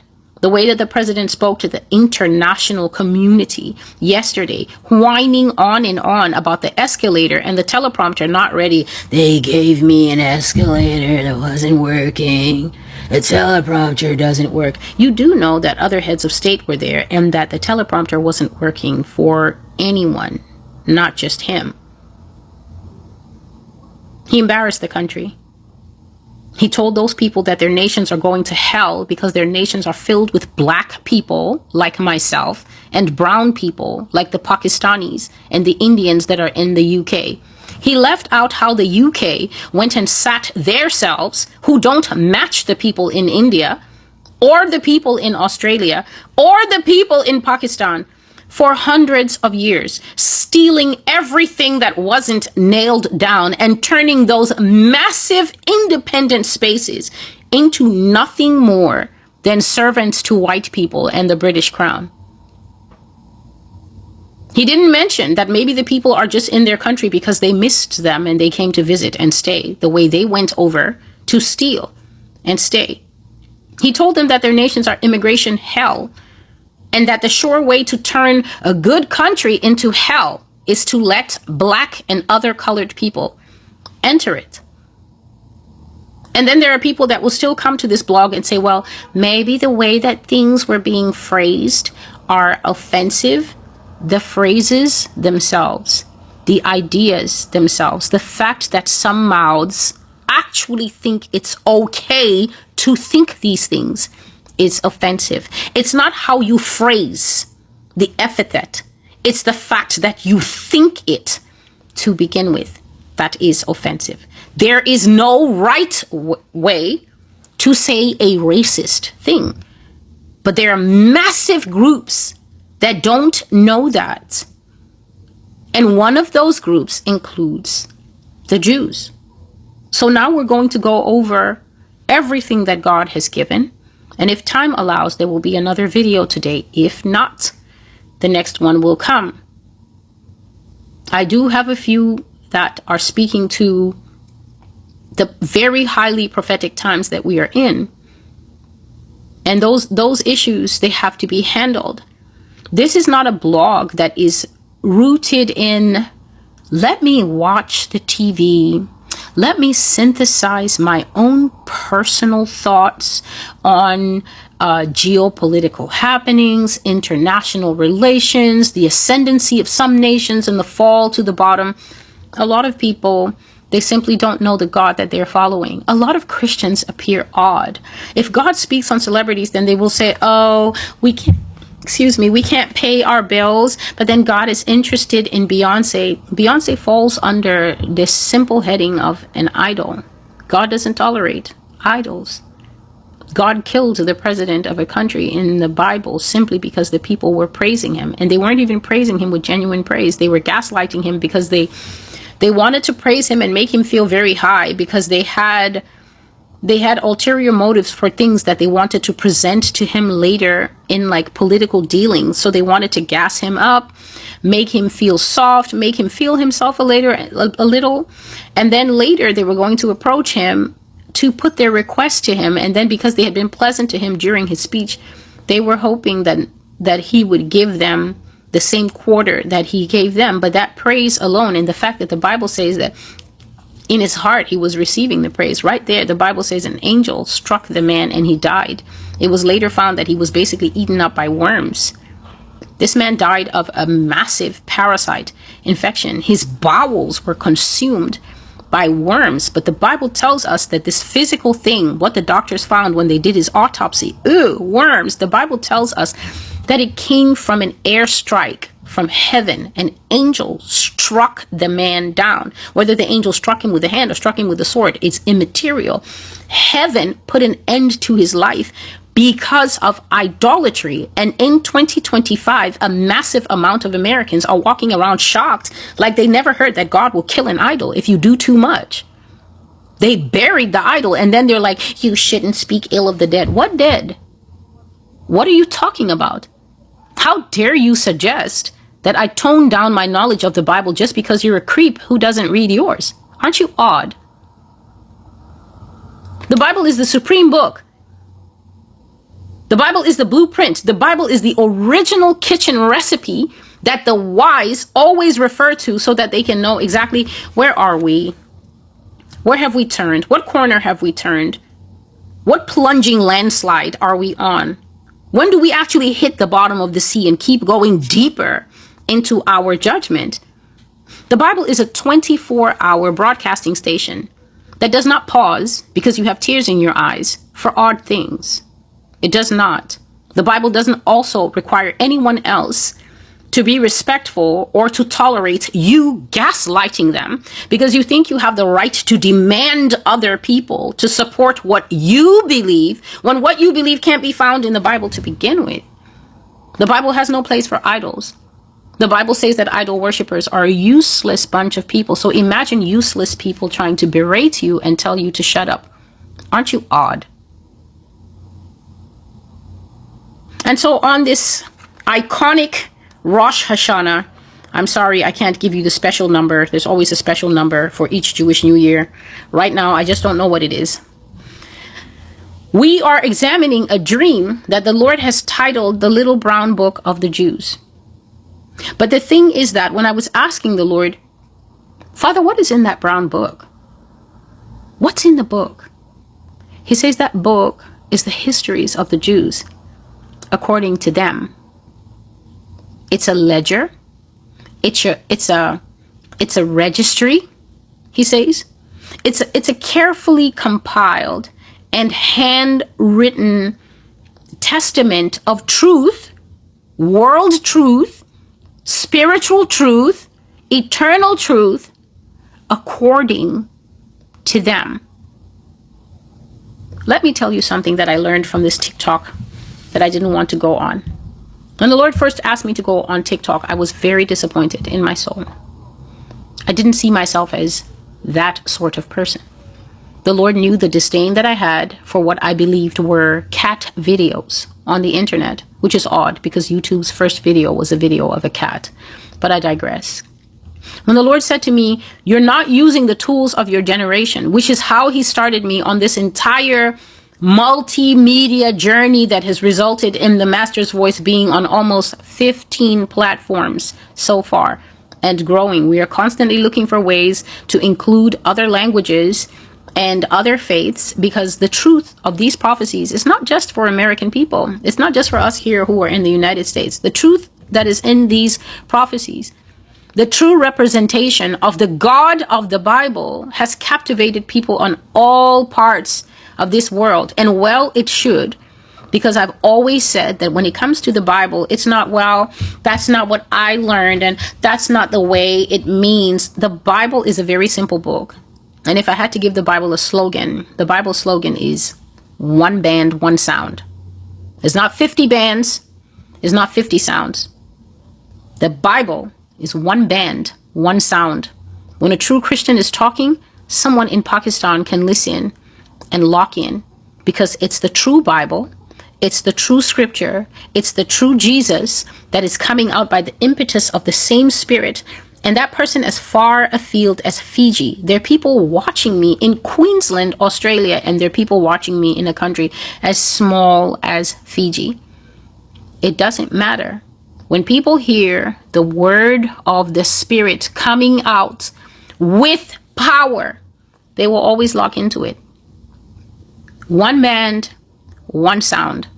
The time period that we have come to now requires truth. That's why the Lord interrupted the broadcast in the middle and say, tell them to get the truth before they are actually destroyed by how many lies are in the world. And the Lord asked me to go to TikTok. I was distressed. I was distressed because I thought, Lord, you know how I feel about that place. All they're doing is just scrolling. I didn't even really have an interest in Instagram. I always call it the place where people just take pictures of their coffee, because when Instagram first came to my knowledge, that's all people were doing. Just taking pictures of coffee with a Bible next to it and saying morning time with Jesus. And I'll be like, what is this? Morning time with Jesus is actually spent with Jesus. Does Jesus know that you're taking pictures of the Bible verse and highlighting and showing the whole world?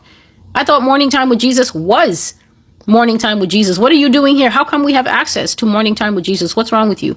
I always used to ask myself, what kind of secret place is this? Because nobody will know morning, afternoon, or evening, or midnight time with Jesus when it comes to me, because the time I'm spending with Jesus is his time. It's taking place in a secret place. Why should anyone know about it? But I went there, and it was like going into a river full of crocodiles for a very, very, very long time. That's what it takes to be a pioneer. When you take Jesus into a space like that, where people are have less than 10 seconds to see if they want to listen to what you have to say, it can be very challenging. But I persevered. I built up that thing to, I had 171,000 followers, and then they took it away and I have to start again. But the benefit of TikTok is that TikTok shows me on how many levels and through how many harmonics this is. Vertically and horizontally, the prophecies that I have are, God's prophecies are so true. They're so rich. But the level that social media adds is the living proof to see it. Social media adds the fact that Jews tunneled up in this city in 2024. After I brought the Lord's prophecies, from the ones that he gave me January 1st, 2nd, 3rd, and 4th. 3 or 4 days later, a massive scandal broke that mainstream media in this country never covered. Because why would American media ever expose the Jews? Why would the co-opted, Jewish-owned, Jewish-run mainstream news in the United States, that is nothing more than the controlled monkey clapping of what the Jews want to cover, why would an American TV station ever covered the fact that there's a network of tunnels running all over this city, and that they come up from under the biggest synagogue in this nation that is owned by Chabad, Chabad, whether it's Chabad or Chabad, immaterial to the matter at hand. Mainstream media failed to cover one of the biggest Jewish scandals that we've seen in this city, where all the Jewish scandals get kept quiet and buried. And I was stunned, because if you're waiting for the TV to show you what this group of people do in this country that they own and run, it's not going to happen. They fought the cops. I was even surprised that the cops made an appearance, because New York City police are told to look away when the Jews are involved. Do you know how? The Jews have their own private police force. See, let's look at the hypocrisy, because Yah has told me to speak. In New York City, one of the biggest, most cosmopolitan, most powerful cities of the United States, New York State and New York City in particular, demand and usually manage to get a huge chunk of the federal budget, because the federal government understands that this city is a hook in the heart of the nations. People dream about coming here just for a holiday. They dream about walking through Times Square. They dream about having an iconic New York concrete jungle where dreams are made of experience. They want to take pictures. They want to flood their socials with the fact that, hey, people back there in Djibouti, I'm in New York. Where are you right now? It's a flex. But under this city, there exists a network of tunnels. And the Jews are the ones who have access to those tunnels. And the mainstream media did not cover that story, but TikTok locked that story down. People standing on the streets of New York City were filming as Jewish people in that familiar hat, not the yarmulke, but the other one, the bowler hat, were popping up through the sewer system. You hear me? And running away. The cops actually went to the synagogue to investigate. I don't know what called them there. Some say that it was a report of a few of the rabbis who actually have human consciences, and they reported some of the practices of the Jews. That what they're doing with all those circumcisions, what they're doing with the foreskins is not okay. That children were being harmed. And those people broke rank. They broke their, we're so humble, we're so meek, we're so gentle. They broke that external thing that they project to the rest of the nation. And they fought those cops to prevent them having access into the tunnels. And they went into the tunnels and they found a lot of stuff in there. And part of what they found is mattresses with blood stains on them and children's toys. Who has a good theory as to why children's toys are in a tunnel? Who knows? Who can guess? Because this is a land of human traffickers, blood drinkers, child oppressors, child sodomizers, child rapists. There is nothing the average American male enjoys more than a small child's backsides. And this is from the poorest level of the demographic all the way up to the White House. Get mad, I don't care. Remember, this is not donor funded. There's nothing you can do to me. I'm speaking on behalf of the Most High, who is sick of the hypocrisy, the lies, and the monstrous face of America that always sits behind Miss America makeup. I am a queen, and no man can harm me. America's a monster, a man-eater, and the man she likes is actually kids, small children, boys for preference, but with little girls right behind that. They fought the cops. I was surprised that the cops attended, because in America, here in New York City, it is tolerated for the Jews to have their own police force. Did you know that out there in Arkansas? Did you know that here in New York City, that there are panda cars, cop cars, painted in the identical colors of the city's cars, so that when you see that car go by, unless you actually lock in and see that it's not written NYPD, if you just see it go by the corner of your eyes, you would just think, oh, that's the cops. It's not the cops. They have their own police force, and they are tolerated by New York State and the federal government to operate a separate system to investigate crime in their community. How safe would you feel if you were the mother of a child who was getting sodomized by the rabbi, and then all your complaints, if you ever made them, would go on the desk of a police force whose job was to protect the rabbi who was sodomizing your child? They keep it all in-house. The only reason that NYPD will get involved is when the thing is so egregious, so loud, it's such a big crime that it would look bad on the city of New York if they actually let them investigate themselves. Have you ever heard of the rats investigating the rats and bringing about cat justice? Is that possible? Yet in the same way, in this same New York City, it was revealed, I think in 2021, by this time, all my Russia and China prophecies were well established. It was revealed that here in New York City, New York was taking money from the Chinese government to allow Chinese cops to operate here without the oversight of the American cops. Yes, China also had a police force here. And I remember when that thing became known. Americans wanted to tear their skin off. How can you tolerate China to have Chinese cops in our nation? They're the enemy. How can Chinese cops, exactly the way you see in these Jackie Chan movies? Chinese people had cops here, autonomous cops. I didn't say that they were cops who came here and decided to become American citizens, and then they were partnering them to say, let's learn on the job with an American cop. No.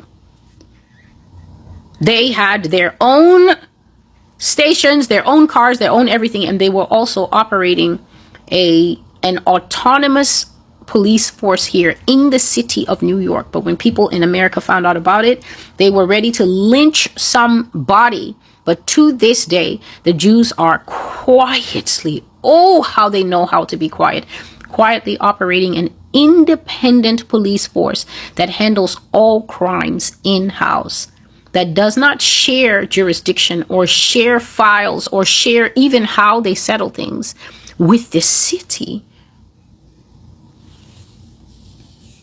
These are things that I found when I went to the place that I thought was not quite my style.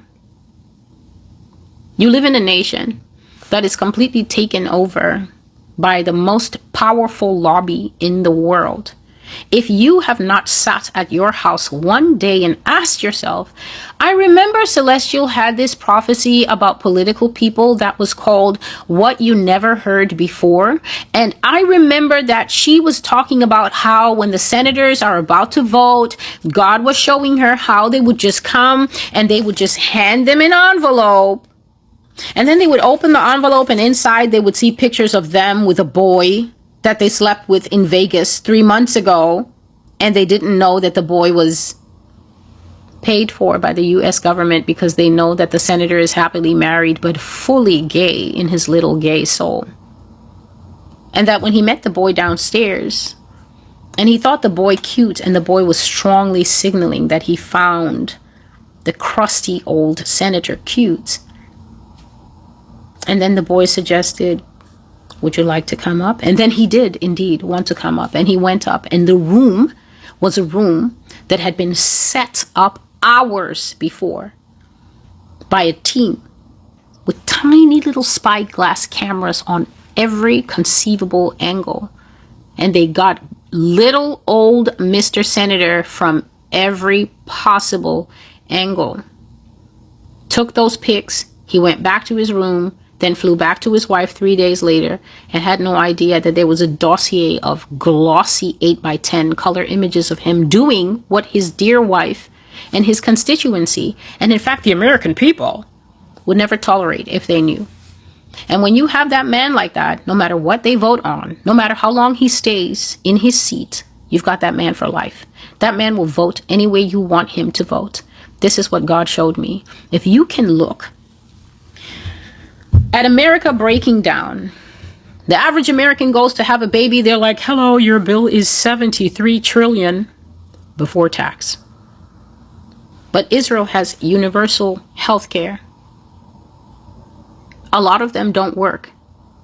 They live off the taxpayer money that America's constantly been funding them. That's a state that is actually funded by the taxpayer dollars of this country. And all I have to say is, old people, what have you been doing? Like, honestly. Reagan era people, like, what were you thinking? Why does it take your children that wear Crocs and long socks to show you the heinousness of the fact that your millennial children and Gen X children cannot afford homes? They're renting, they're sharing apartments, and Gen Z has already lost all hope of even being able to pay a single bill in a recurrent pattern to set up credit that is decent for them to even participate in this economy. What were you thinking as this government and the government before it and the government before it and the one before that and the one before that kept calling sums like 4 billion, 8 billion, 12 billion to donate to a bunch of people whose only claim to fame is how they have perfected grift? What were you thinking as you steadily, generation by generation, decade by decade, bankrupted the nation? Because a huge amount of this so-called $3 or $4 trillion deficit that the American people have to pay back in forms of debt, you racked it up by making donations to the people of the Little Brown Book, the people of the false history, the people of the help us. We're facing imminent attack. Iran is building a weapon and they will reach completion in 6 months. Imagine one dude, because it is one dude, Benjamin Netanyahu. Imagine one man scamming you for 25 to 30 years, telling you that the other people are imminently building, quickly about to realize any minute now. They're weeks away. How can somebody be weeks away from doing something for the last 25 to 30 years? Like, what time travel magic Harry Potter wizardry is this? You've been scammed in a way that must feel painful if you've managed to last this long in the video. But the thing is that God is higher than your emotions, and God wants to know if you're simply going to live scammed forever, or do you have the humility to actually go back to the drawing board? First of all, before you even have a conversation with your children as to where all the money that you dropped in the church basket that should have been making their lives better, right? But every time they said, she's going to take up an offering for God's people in Israel. The people in Israel are not God's people. They're actually God's enemy, a people that he says all the time that he's going to annihilate and destroy. And he's so serious about it that he says that when they're on the run and they're running and they're looking for sanctuary in other countries, you, the country that gives them sanctuary, he's going to destroy you along with them. I've always told you that when the judgment is coming and you put your hand in front of it, oh, Jews, run here, it will be judgment incoming, hand destroyed. You cannot stand in front of, when God is pursuing his enemy, then you want to stand up like a rock. Of course, I'm excluding America from that because America doesn't listen. We don't have the general comprehension here to listen to anything that God says. And that's why we have the worst punishment of all that you can find in Revelation 18. But to think that you can harbor an enemy that God himself is hunting, it just shows that whoever does that, you don't have wisdom. And it doesn't mean necessarily that that nation would be stupid. What it means is that that nation will hear the caution of the Lord and ignore it, thinking it to be the mere ramblings of a woman on the internet, until one day we wake up and we look at something that has bombed half of your country. And then we will be like, oh, it must have been the asylum proclamation that they made a year prior. I bet they thought that God wasn't serious, but now look at that. The entire Jewish quarter is bombed, but also half of the country that gave them asylum. I guess God was serious after all. For the Lord, in a sleeping state, to come to a person and the person sees themselves on a broadcast saying, it's a big idea. It's a construct. You know what a construct is? A construct is something that somebody puts together. Men like Henry Kissinger sit around a table. The Bilderberg Group, the Council of Foreign Relations, of which the Clintons are card-carrying members, along with many other people that you know, like the Bushes. Like this name that just came to my mind and wouldn't leave my head. Rush Limbaugh. Rush Limbaugh. Who's he? I guess when we all go to Google after this, we will find out who he is. That man's name just came to my mind, and it won't leave my mind. And I haven't had time to look up who the man is. But this man's name came to me. Rush Limbaugh. Rush Limbaugh. And so, people like that love big ideas. It's safe to call them big white ideas, because the ideas of people like this never include the safety, the protection, or the well-being of anyone who doesn't look like them. They create far-reaching agendas to get rid of everything that they don't think is necessary to an enjoyable life on earth. And they include, without any thought for where they might find these materials that they need to make their Lego house of dreams. They include resources that they may not have, but they're never bothered if they don't have the resources, because they know where to get them and they don't mind killing to procure them. America doesn't mind destroying the Venezuelan economy, which they're already busy with right now, simply because the people have found oil. You can't be this close to the United States and find oil and actually make it public and think that you're going to have peace. That's a pipe dream. This is an oil stealing nation. This is the nation that was born with a straw in her mouth to suck up the oil on earth to fund what she wants. It doesn't matter that America doesn't have all the oil that she needs, or that she doesn't actually want to destroy her topography by fracking or digging, and oil is available anywhere else. She'll just kill everybody like she did in Iraq and then set up an eternal pipeline by claiming that she's leaving a peacekeeping force, which is just BlackRock in a dress. This is what happens here. But the problem is that previous generations, as you see them presented in the dream, they'll listen to cries for help from the little book of lies. And then they will say, I need to call my senator. I need to call my congressman. I need to call my alderman. I need to call the mayor. I need to call someone, because there's a disease that is time honored in America. And that disease is known as moral superiority. Here in America, we love the idea that we are so moral, so good, so bound to ideals of freedom and liberty for all. And yet, this is the nation whose initial constitution had to be amended because she was saying that black people were only 3 parts of a whole person. Right? So you see a whole person in front of you, like myself, but then you have to slice off 2 pieces of the salami so that you can stand tall and not feel threatened by myself also being afforded whole personhood.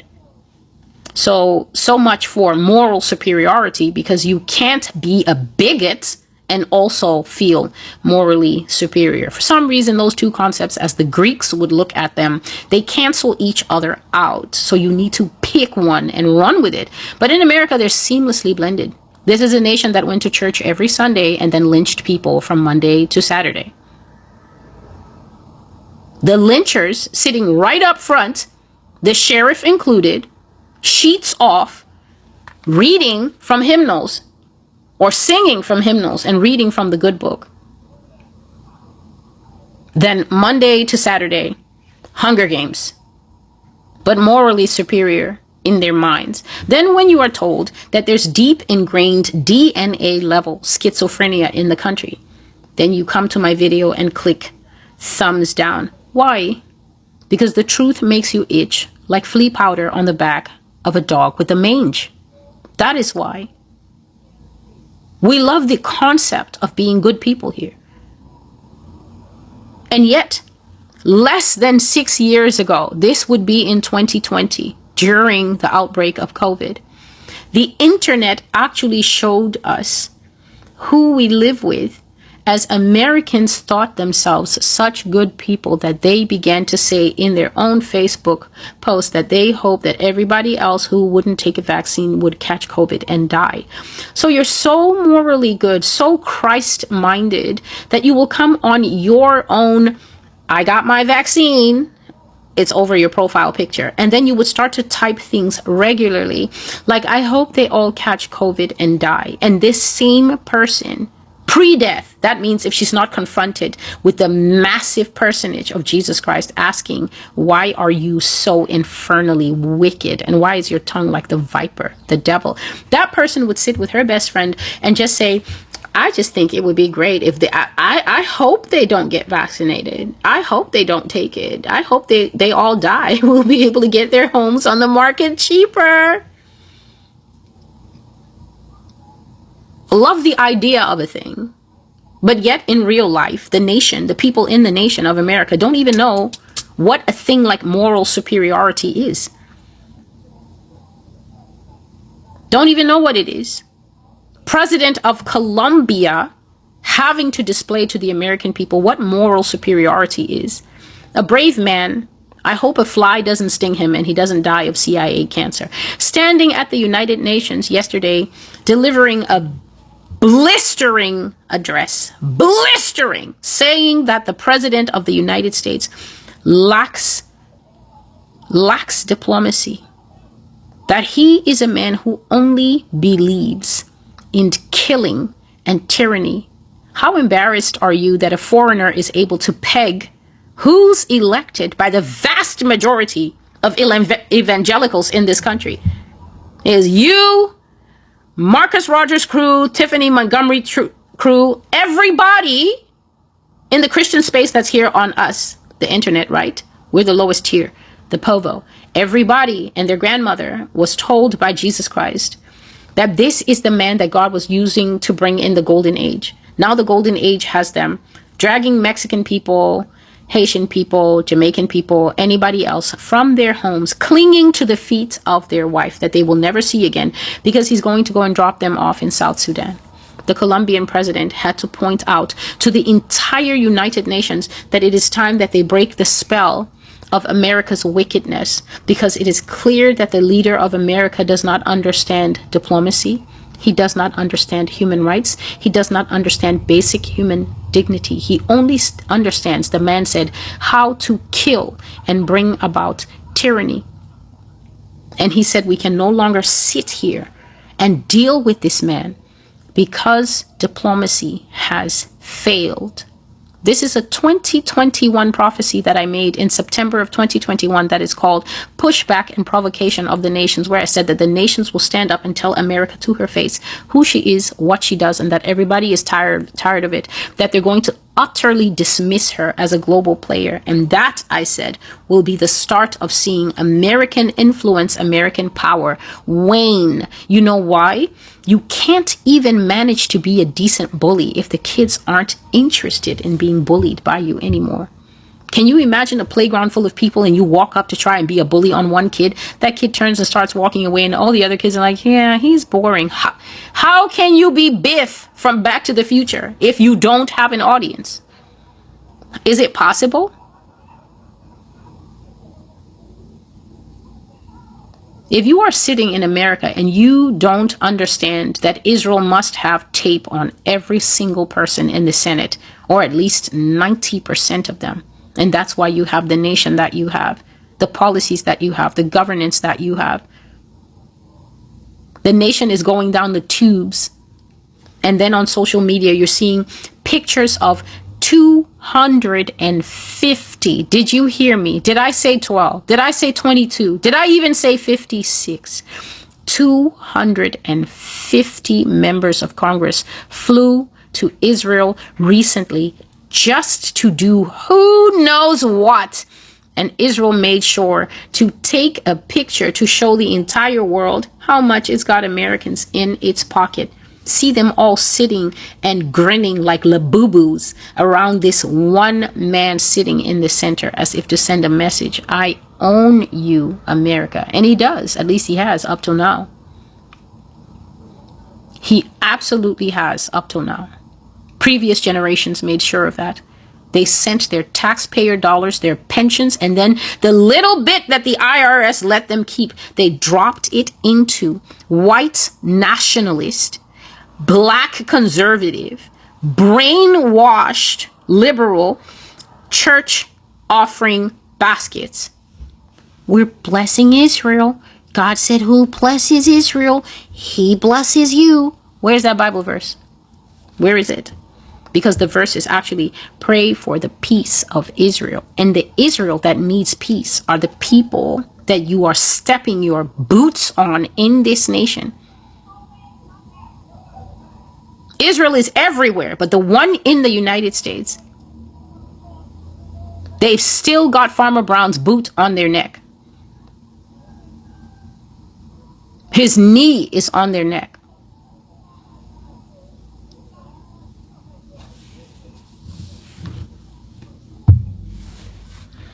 That little brown book, y'all told me, is a carefully curated collection of histories according to the Jews. It's all their schemes. It's all their plots. It's all their talking points. It's all their storylines. It's all their victim history, victim revisionist history. That's what's in that little brown book. It goes everywhere with the boss man.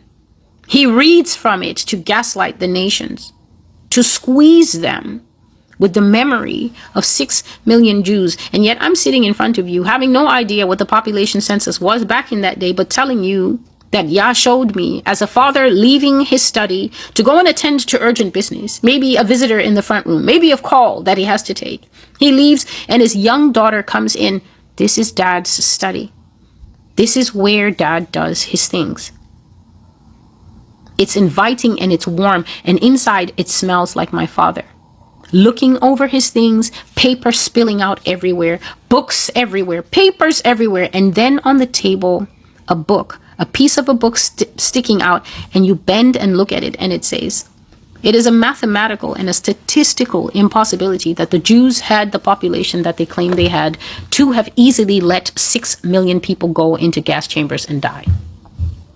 Couldn't tell you where that information exists, but what I can tell you is that information exists somewhere. It is real. The same way that I sat 6 years in the past and I looked across the distance and I said, I see Vlad and he's everybody's choice. I see Xi Jinping and he's the man of the moment. Have you seen the way that China is so calmly and quietly in their immaculate diplomatic style threatening Israel right now? Because Israel is trying to get America into a war. Israel is trying to bait the United States into the war that she desperately wants to fight on Iran in the Middle East. And China's just hanging out like that cool guy that doesn't really like to pick sides, but he hates to see bullying. And China and Russia had made it very clear that Iran should just holler. Holler if you need us. And Israel hates that. And America's looking at Iran. America's already seen, as I told you in 2021, looking across the distance. For those who wonder, how does she do it? I do it because God can see. The owner of the study with all the books and the papers, and I said, a man so busy, so many things that he's working on. He's working on them, and then he tells me, this will be, and that will be, and that will be. And then I come and tell you, this will be. And then you don't believe me, and then time passes, and then eventually we land up at that distance place that I saw across time, seeing it across time before it comes to pass. Then one day we're in that time period, and now we're looking at an Iran that actually wants America to know that she's feeling froggy and she's going to jump. All America has to do is pat the water a little bit and Iran will jump. So America's looking at a person who has been through so much that has let her know, if you want it, we can go. And it's not worth it for America to get involved in a war with Iran.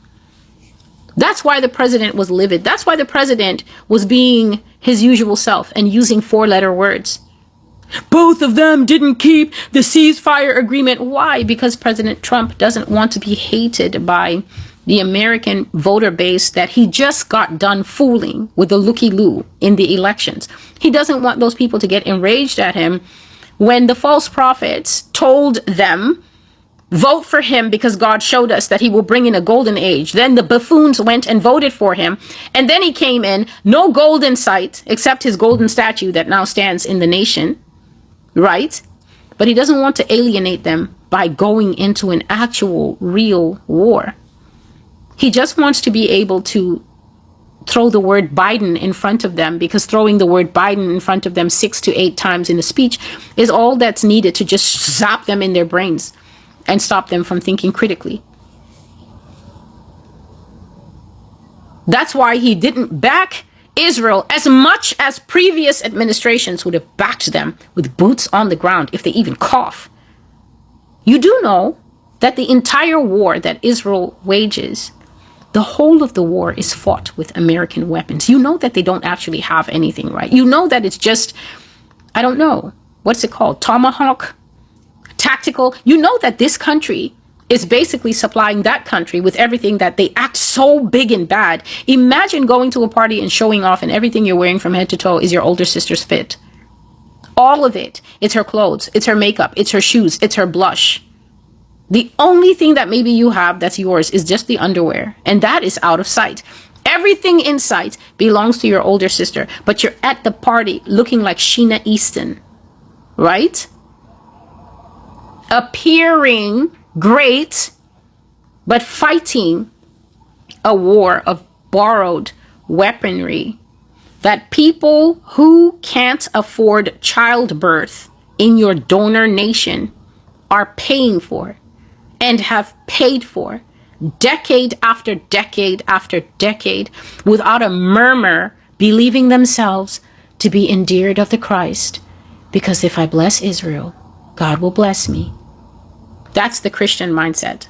And then, of course, the political mindset is these people actually present a doorway for us into the Middle East, and the way that the Saudis look at us and the way that the Iranians look at us, we would never be able to have a milky toe in that region. And so it's strategic for us to defend this little toadstool, because this little toadstool can continue to operate as our doorway into a region that we don't belong in.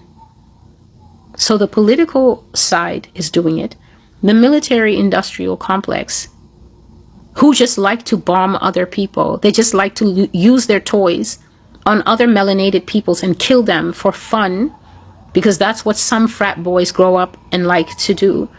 They're just happy to have a place to constantly ship weapons and then watch other people get bombed in hospitals, get bombed while going for aid.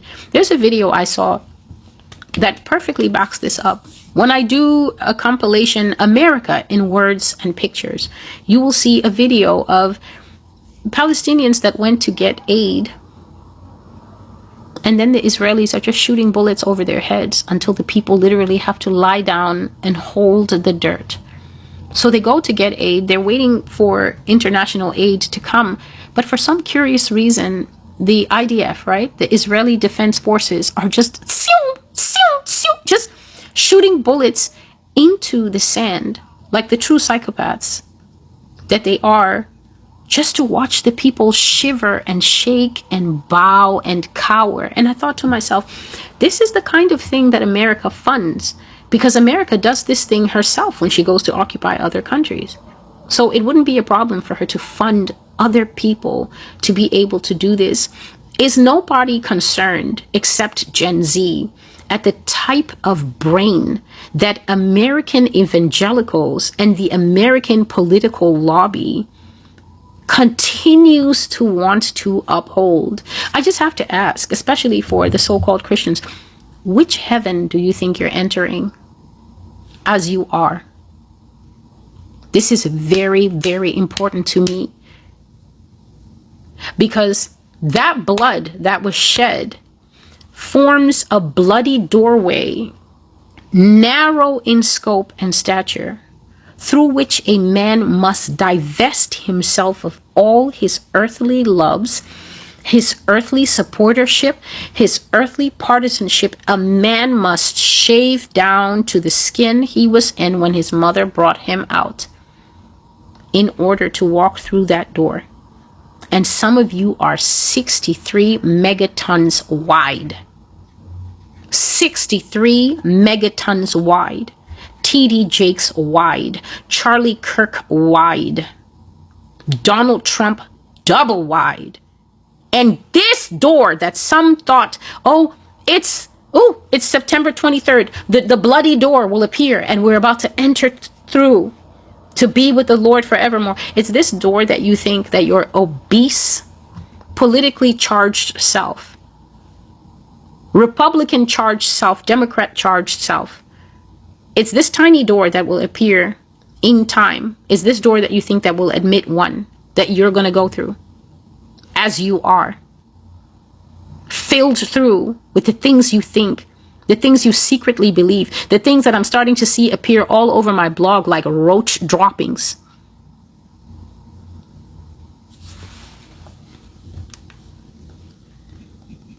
This book contains revisionist history, the little brown book of the Jews.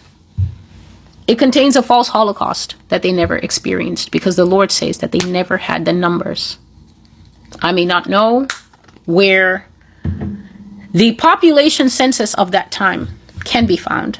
Excuse me, please. I may not know where the population numbers can be found. I may not know where the articles from the past that actually contain the true population numbers of the Jewish people were before they formed a state. I may not know their points of origin. I may not know where they lived in the world before they claimed that Germany massacred them in ovens. That the German people sometimes say, you know, we never saw these things, we never knew. And they're not gaslighting, they're literally confused because they lived in the areas and they just said that they never saw the massive smokestacks of burnt bodies that rose to the ground. Okay. I may not know where these things are, but I do know one thing. I know that God showed me a man named Vladimir Putin and showed me how his mind works and showed me that the brain in his head was better than all the American politicians' brains, and that he's a man so dedicated to long-term strategy, a man so patient at waiting for his plans to bear fruit that he spends his time playing chess against himself, and that he can play the black side as if he wasn't going to go and play the red side. He can completely forget about whatever moves he wants to make, and he will play for the black as great as he can, and then he will go and play for the red as good as he can. And this is a brain that is able to section itself off and pursue multiple paths of policy at once. And now this man is in the spotlight, as I saw years ago, and there's just no explanation for that except that God knew, and I don't know the man. I've never seen the man. In the same way, I told you that the army of Russia and the army of China will overrun the earth in the last days, and all the American people laughed at me. That'll never happen. We have the best military in the world, and now nobody can breathe because of that Labor Day Chinese display. I didn't know that. I saw a missile so big it looked like a house, but they were rolling it on a flatbed, and the reporter was choking with excitement. He said that that missile was only an urban legend, a myth. He said people only talked about it. We've only heard whispers about it. I didn't know it was real. And there was the missile, I said, as fat as a house, rolling on a little wagon. I looked at the thing and I understood that that's even part of what they have. That's not the whole. But I said this in 2019. So therefore, I am completely unruffled, unbothered by telling you that I saw in a book on the Lord's desk that it is mathematically impossible for the current Jewish state of Israel to have claimed that 6 million of them perished because God said they didn't have the numbers to have been able to spare that many people and still exist as a people. They didn't have it. They would be smaller than the Philistines that God wiped out from existence, if that were the case. I'm completely rested in the certainty of what he said, because I know that somebody who probably has 16 letters after his name is going to pop up one day and do a flow chart that will be on Piers Morgan Live. And that's when people will believe me. I won't care. I will just look and think, oh, prophecy fulfilled, and just clip it. Because whatever God tells me, I know is so. All these things, the movies with the little stripes, it's a lie. All these wars that you don't see them in the forefront of, they're funding it. They're the reason that you only have a single tower downtown in Manhattan instead of 2. This is the kind of stuff that is on that I'm posting on my Instagram story, my TikTok story, and my Facebook story. America told right? That steel, reinforced steel, was hit by a plane and the building completely burnt down. The building was annihilated. The heat, the steel. And yet at the same time, in the midst of all that fire, 9 people's passports, or whatever number they were, 9 people's passports, paper passports that must have come from the Avengers multiverse, the passports didn't burn. They stayed so safe that even the plastic on top of them wasn't crinkled. Then when I tell you that this government will false flag you into dementia, people want to argue. And that is because you have your sacred cows in this country. And yet the sacred cows are the result of the TV that you worship. The TV has told you, just like the algorithm can be trained, the TV has trained you. The TV has trained you to think that you are morally superior. The TV has trained you to think that you are militarily superior. The truth of the matter is that other people have just been amassing their strength and they just didn't want to fight you yet.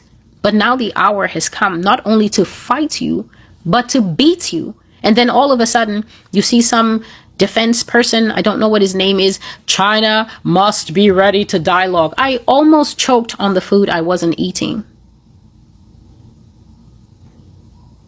So you never wanted to dialogue.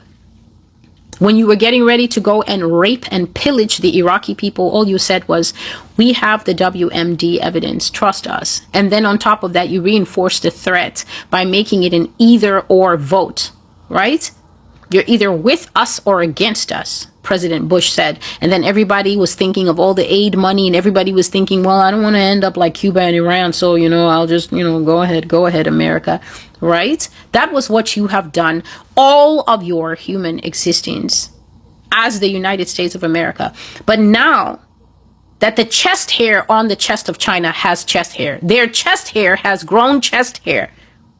With military and technological supremacy, all of a sudden, America's on TV. China needs to be willing. China needs to now be willing. They have to. Can you imagine? You're outclassed. You're about to get beat, and you're still proud. You don't say, it's our desire that the Chinese be willing to dialogue. You're saying China must dialogue, or else. Or what? I'm not even the Chinese delegate. I'm just here trying to live my little life in Brooklyn. But I'm just going to go ahead and be devil's advocate. China must dialogue with you militarily, or what? Or what? Or what? It's always good to take the thought to its ending. China must be willing to dialogue militarily to avoid international conflict, or what? Or nothing. The answer is, or nothing.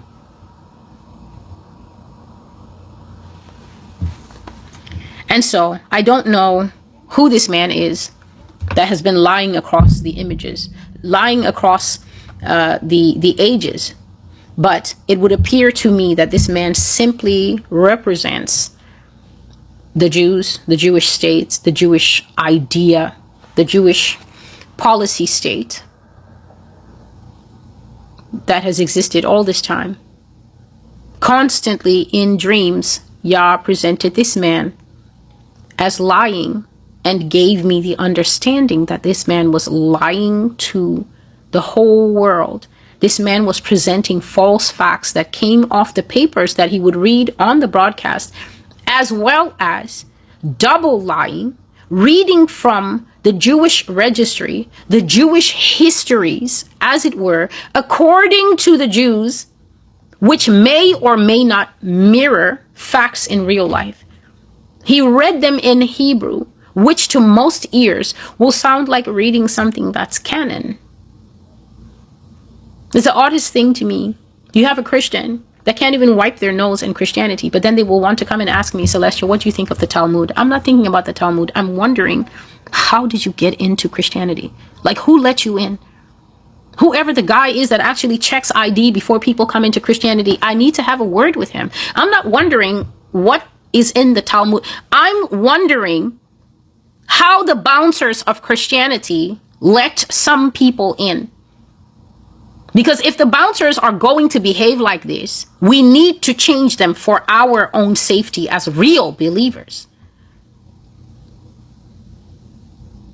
You can't rub your nose and blow it out properly to understand the histories in the book of Genesis and how they relate to where we are now in real life.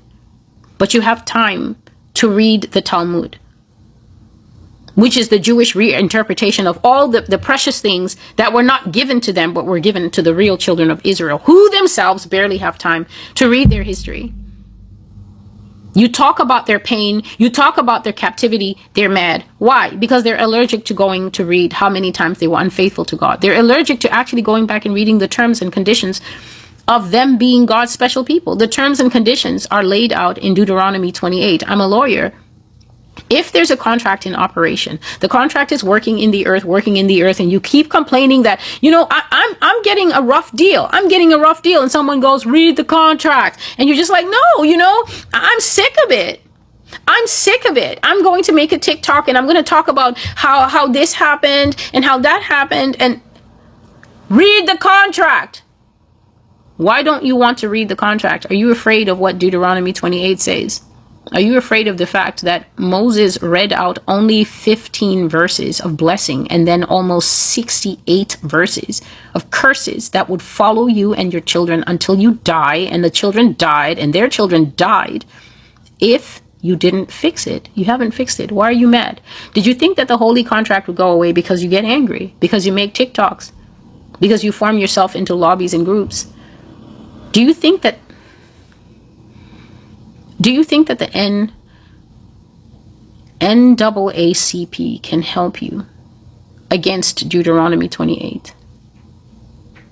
Al Sharpton, Jesse Jackson, even Malcolm X and Martin Luther King can't help you against Deuteronomy 28. There's a song that says, the winner takes it all. The Bible takes it all every single time. The only sound-minded people are the people who read the scriptures and lift their eyes. Notice, you're not sound-minded if all you read is the Bible and then you don't lift your eyes and see how the Bible relates to real life. God gave you someone who is able to look at real life and the Bible and show you where they kiss, where they meet, where they link, where they join into one seamless story that has never changed. Any Christian who thinks God doesn't belong in politics doesn't understand God. God rules in the affairs of men. That's a Bible verse that you should know means kings rise and kings fall at the command of God. Nobody rises to power, I don't care how wicked he is, unless God has said so. And in this case, America, you begged for the person who's in power now. You cried for him. You rolled down on the ground and put dust on your heads that you wanted a king. And the Lord said, you got the king you asked for. He just never told you beforehand when you were begging that this is a king of nails. Only the people who honor the word of God will find themselves honored back. And so, you see then, certain elements that completely link with real life. A man that was on an old TV, since the TV had a bubble-shaped pattern inside a square box. You only see these kinds of TVs, I guess, in cartoons. I've never actually seen a TV like that. I only see it in the old cartoons. They will have a box and then the bubble and then the two antennas and then the two wooden legs. Exactly like I mentioned in the Jetsons. That's what it looks like. And this man has been on that TV. This is not the TV of when Israel was established as a state. This is TV from before that. These people have been lying from before that. This stuff has very close ties to the kind of animosity and, I guess, strong rejection that was inside of Adolf Hitler. And that is because pre-war Germany had the people of Germany in great discontent. I don't know why Americans look across history and they just believe the propaganda that the government and the schools give us here. Our brains, like I said, are trained by the algorithms. And one of the ways that America controls the algorithm of thought in this country is that she rushes back to history, because this is a nation that doesn't like reading. Old Americans love to read. Even the women were informed before they had the right to vote, before they had suffrage and everything like that. They loved books, they loved words, they loved information, and it was an informed population, and therefore the government had to be a lot more straight and transparent because the people always made demands. But now the current generation is stoned on social media, brains trained by the algorithms. People say things like, oh, Gen Z is more visual and everything. A lot of people, even that generation and the ones before them, is that we love to get information in a storybook form, which proves that the mindset here is childish and childlike. Because children love stories, children love images, children love allegories, children like to know who was the dragon in the story. That's the way that children process information. But if Americans could just go back and look in history, the Germans were going broke just the same. The money in the economy had been sucked up by a particular group of people. It would have been the Jews. The ordinary German was struggling just the way you're struggling now. They just didn't have social media to express themselves. There was a lot of discontent in Germany, and that is what brought Hitler to the top. He literally came up based on populism, which is just a popular thought, a wave of shared sentiment. Podcaster funeral, anyone? Shared sentiment arises when a group of people may be genuinely oppressed, or in America, the people who have everything imagine themselves to be oppressed. And the reason they imagine themselves to be oppressed is simply because for a brief shining moment that we are now going to lose, rules were instated, just like in South Africa, that simply told them one small thought that they could barely accept. The thought might have been groundbreaking to those who would benefit if the thought actually got to pass, like it did in the Emancipation Proclamation and in other laws that tried to level the playing field. But the thought was simply this: even Elmo could understand it. You have to share. Cue the nuclear rockets going off in the back as some brains disintegrate. What do you mean we have to share? What do you mean I can't have everything? South Africans know exactly what I'm talking about. To tell the Dutch settlers, sorry, we're here, we're actually more than you. You can't have all the everything. You can't have all the best stuff. We also need to go to school. And when we go to school, please stop forcing us to speak your weird language. To suggest this can cause a meltdown sometimes in the mind of people who don't believe that they were created by God to share anything unless they're sharing among themselves. So nothing really revolutionary happened in the United States if you're looking at it from a totally the rights of man perspective, right? If you're looking at it in, for instance, from the perspective of the old French revolutionaries who were listing out things like they were sitting and writing treatises on the rights of man, the rights of a civil society, how to govern, how to rule, telling a bunch of people that, hey, everybody in the country needs to go to school. Everybody in the country needs to vote. Everybody in the country needs to get a shot at a decent job so that they can be able to build a house. Everybody in the country needs to be able to access credit. If you're going to set up a credit system, you kind of can't use the credit system to penalize certain groups all the time and then constantly bring out the narrative that they can't handle money, they're incapable of sound thought and reasoning, they can't be trusted on the job because they're lazy, they're thieves, they're always conniving, they're kind of aggressive, and therefore you always got to watch them. You got to watch them. It is not revolutionary to come into a room of 11 people and cut a pie into 11 pieces. Like Jesus would be asleep if you tried to suggest to him that this was record-breaking news. That if there are 10 people, the pie goes 10 ways. If there are 4 people, guess what? Bigger pieces of pie, because now there's only 4 slices. Jesus would hit the snooze button if you had to make laws to turn a 2-piece pie into all the pieces that reside within your borders. He would be confused why you would have a problem doing this. But we do indeed have a problem with that. The German people were actually losing the means of living in their own country through people who were imports. People who took everything from them and then were lording over them. That's what got, I keep wanting to say another word, but that's what got Hitler into the position. He came up on a wave of, basically people were just tired. That's what made Hitler such a popular alternative. The people were tired. They couldn't control the means of production. They couldn't control the wealth. They couldn't control anything because Shylock had come into the country. As Shakespeare warned so many years prior, Shylock came into the country and leveraged all the means of production out of their hands.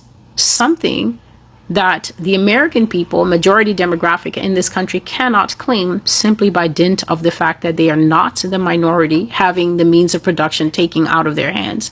They're the majority, and they have always held the means of production.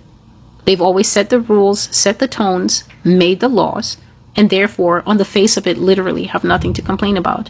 What they're complaining about is being forced to cut the pie into more pieces, because then it means that their piece gets smaller, and it also means something that is anathema to some brains. What do you mean I have to compete for my spot? I'm the best candidate, obviously.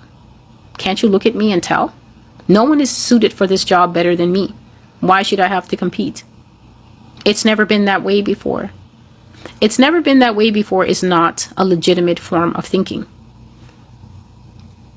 If someone was to walk up to the ancient Mayans and say, it is against the laws of God to murder this many people before you go to war. You cannot simply pick 50 people or go and raid enemy tribes, catch 50 people, and then bring them back and roast them and eat them as an offering to the God you claim you are following before you go off to war. Then the Mayans or the Incas then look at you in confusion and say, but it's never been that way before. Who says that true moral fortitude, moral superiority, and adhering to God's laws, which are as clear as salt, works by, I don't want to do it because it's never been that way before? Who said that? At the suggestion of that, that's why America is so loud right now. That's why Stephen Miller is standing with his very questionable self. If you ever wanted to know if what God said about Operation Paperclip is true, that America actually does have living Nazis, go and listen to Stephen Miller's speech. They are evil. We are good. We are the guardians of righteousness, and you are wicked. They will have nothing. America, who's they? Who's they? Because don't make me pause this broadcast and go and get our money and bring it out so we can see where it has a they and a you and a them. Because it says even in the pledge, one nation under God. So where did they and you and them? This is the language of the snake that's getting ready to bite everybody on the throat. Except that this time, when it bites on the throat, it's not going to be means of production, who has and who hasn't. It's going to be how much melanin do you have available? Because then we need to bite. That's why I'm telling liberals now. I'm not on liberal side and on Republican side. My job here is the truth. I'm telling you, you with your liberal sentiments that believes in equality for all. You that are busy getting arrested, trans people are getting arrested, the gay people are getting arrested, the priests are getting arrested, the average valley girl is getting arrested, protecting the immigrants from ICE. For the purposes of annihilation, they will just say that you are also a minority. You're no more safe than a person like me. That is the flavor of America's final war. It won't be fought white brother to decide how the slaves should be kept. It will be fought along them versus us. You versus we. These are the words of Stephen Miller's own mouth to those who have never actually seen white supremacy in our time, in our modern time.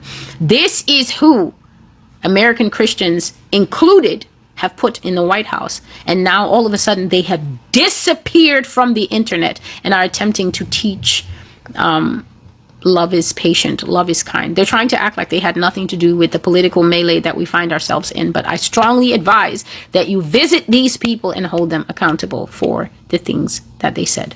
Nothing comes from nothing. Everything devolves from something. And this is why God will come into the midst to settle things, to bring order.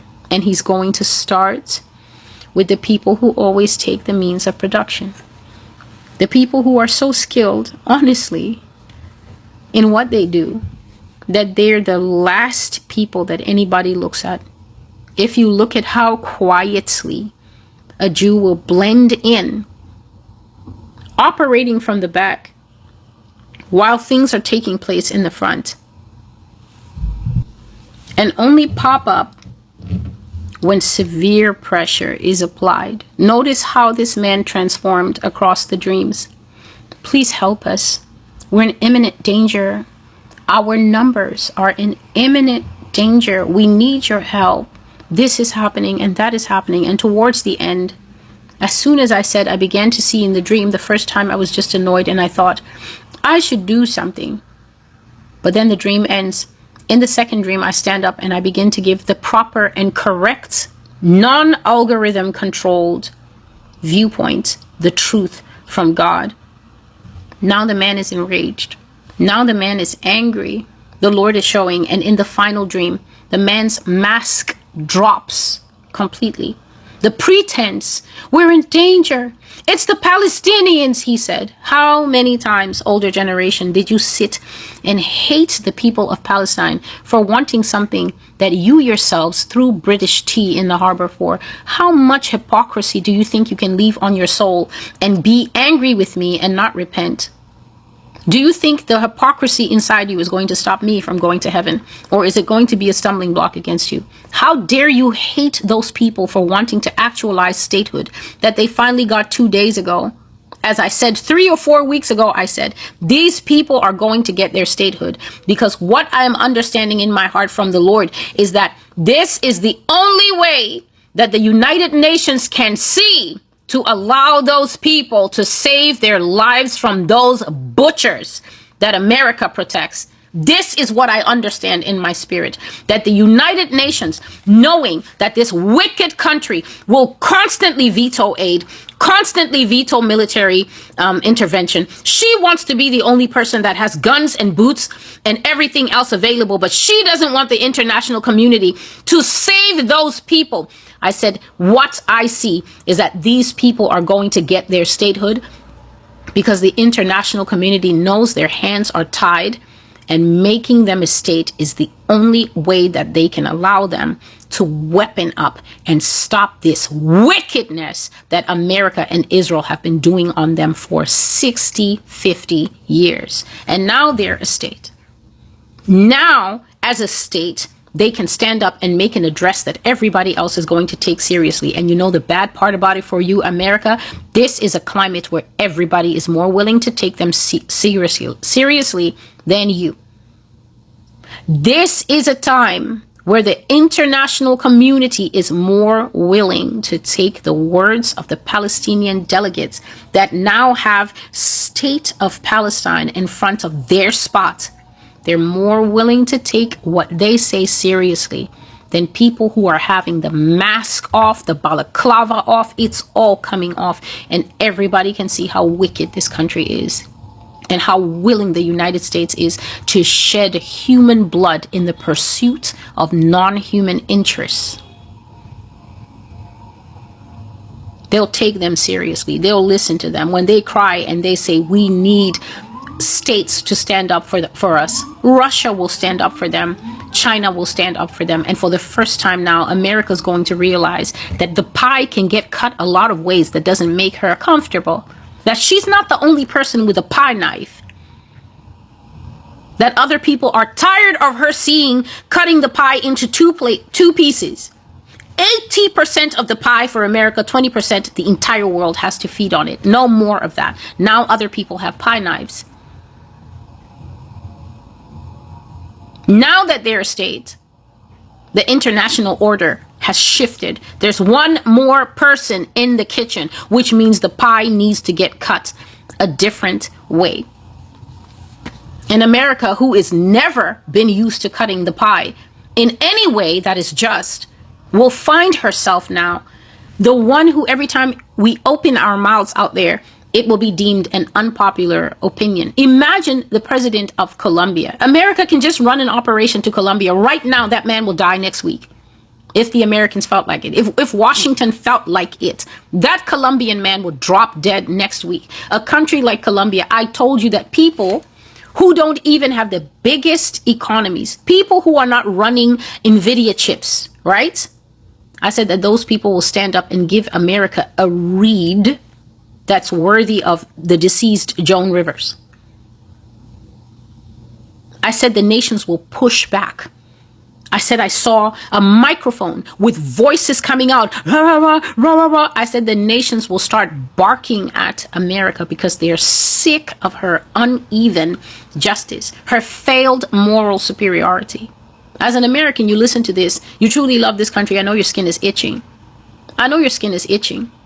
It's attacking everything you know.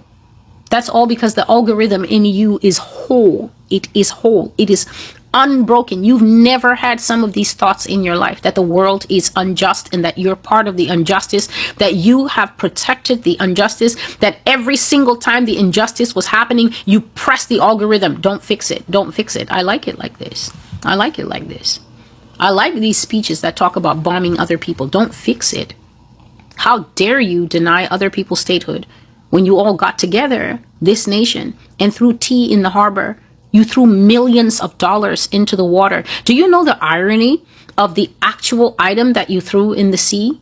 Do you know what a slap it was in the face of Britain to take the one thing on earth that was designed to absorb water and throw it into the water? It was an almost prophetic act.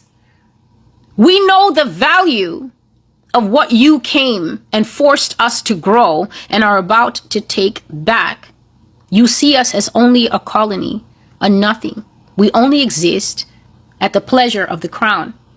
We're here to serve you. That's who we work for. You tax us unfairly. The one thing that we know that you love, designed to absorb water, you threw it into the water. I mean, when they say poetic justice perfected, that is what it was. And then a few hundred years later, these are the brains that will see a small animal tied up, like a fly maybe, and then take a magnifying glass to make sure that the rays of the sun are concentrated through the magnifying glass to watch the spider or the fly burn to ashes, and then will stand up and say, "My country, 'tis of thee. In God we trust." Which God? Which God is this? Because I know it's not the God of Abraham, Isaac, and Jacob that you're talking about. It's the God that you follow from Pastor Hagee's church. It's the God that had you saying nonsense this past weekend. Like we always wanted to find the way to get the Holy Spirit to attend a Trump rally, and I think we finally accomplished it. It's a God of psychosis. It's a God that drinks other people's blood and say, tastes like chicken.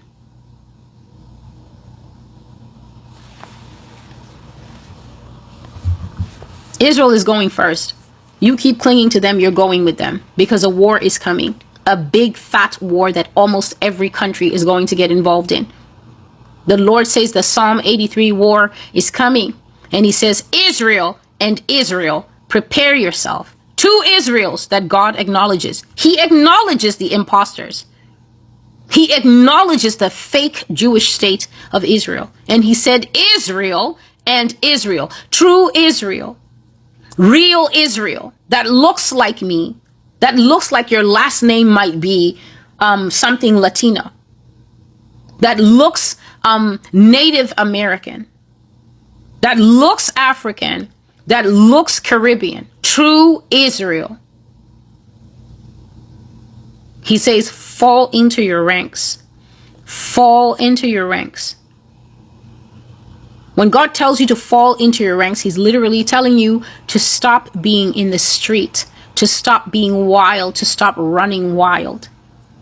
You can't hear that a war is coming and still be the kind of person who's just thinking about luxury and how do I climb and everything. You have to change even the tiny things like your personal activities and your personal character at work, because you can't afford to lose your job, because rent will go through the roof. We are going to have a war that is going to require Americans to be on rations. If you lose your job, what on earth are you going to do, young man? What on earth are you going to do?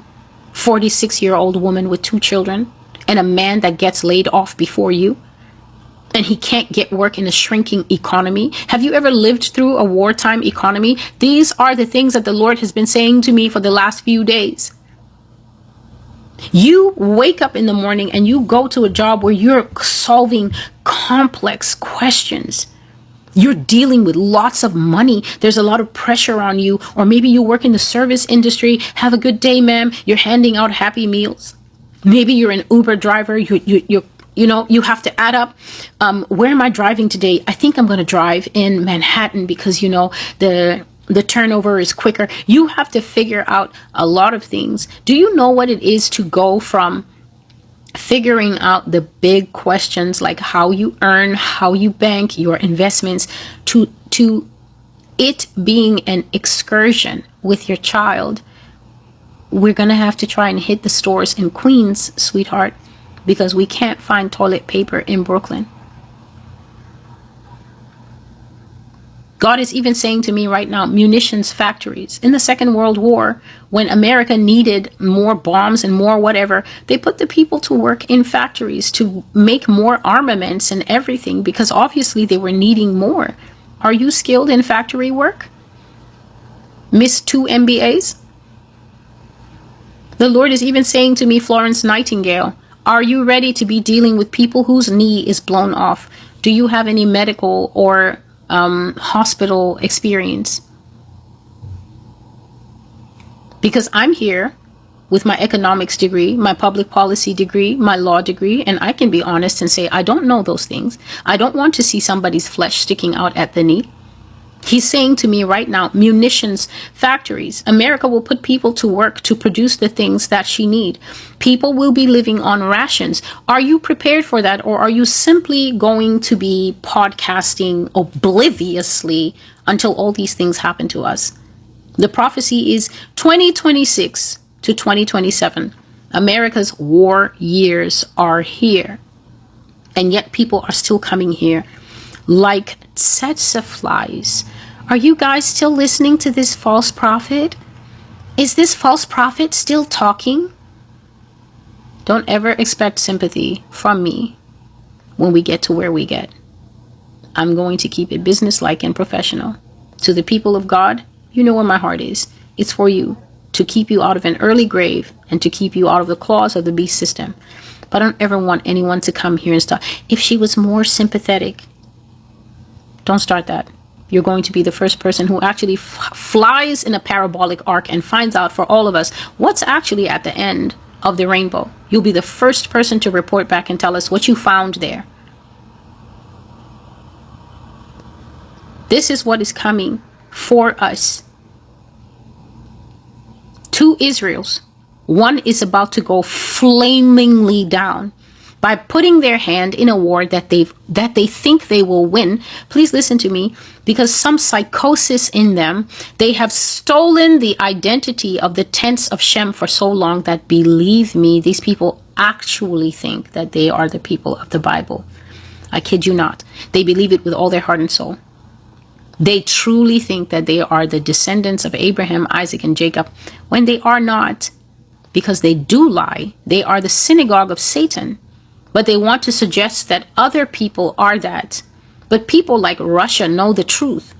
Russia knows the truth of who these people really are. That is why Russia opened up its archives. Their protected churches and basilicas. They opened it so the public could come in there and see black Jesus and black disciples sitting. This thing is going to cause a mind meltdown once it becomes something that cannot be denied. Once it actually starts to come out all over the place. Right here in America, people are going to have a meltdown to realize that the Israel they were supposed to pray for their peace, they took all the peace away from true Israel. There's no peace for you if you are a certain color living in this country. You won't know genuine peace. You won't sleep without somebody telling you nonsense at the workplace, or nonsense at the grocery store, or nonsense when you go to buy your food. All the historical clips coming up on TikTok, I now came to understand why there's so many of us bunched up north and bunched up in what are so-called metropolitan centers. Because in the metropolitan centers, people were just more concerned with daily life. And do you need anything, Mr. Withers? And that's all. They weren't concerned with letting you know that no matter what you were named, your real name was Boy. That is why as soon as the sharecropper era came in, a lot of people especially sent their daughters to the city centers of this nation, so that the overseers, even though they were no longer owning them as slaves, would not touch you at age 12. By age 12, as soon as your breasts started to grow, your parents would send you to your free aunt and your free uncle up north, just to stop you from being introduced into sexual molestation and sexual activity at age 11.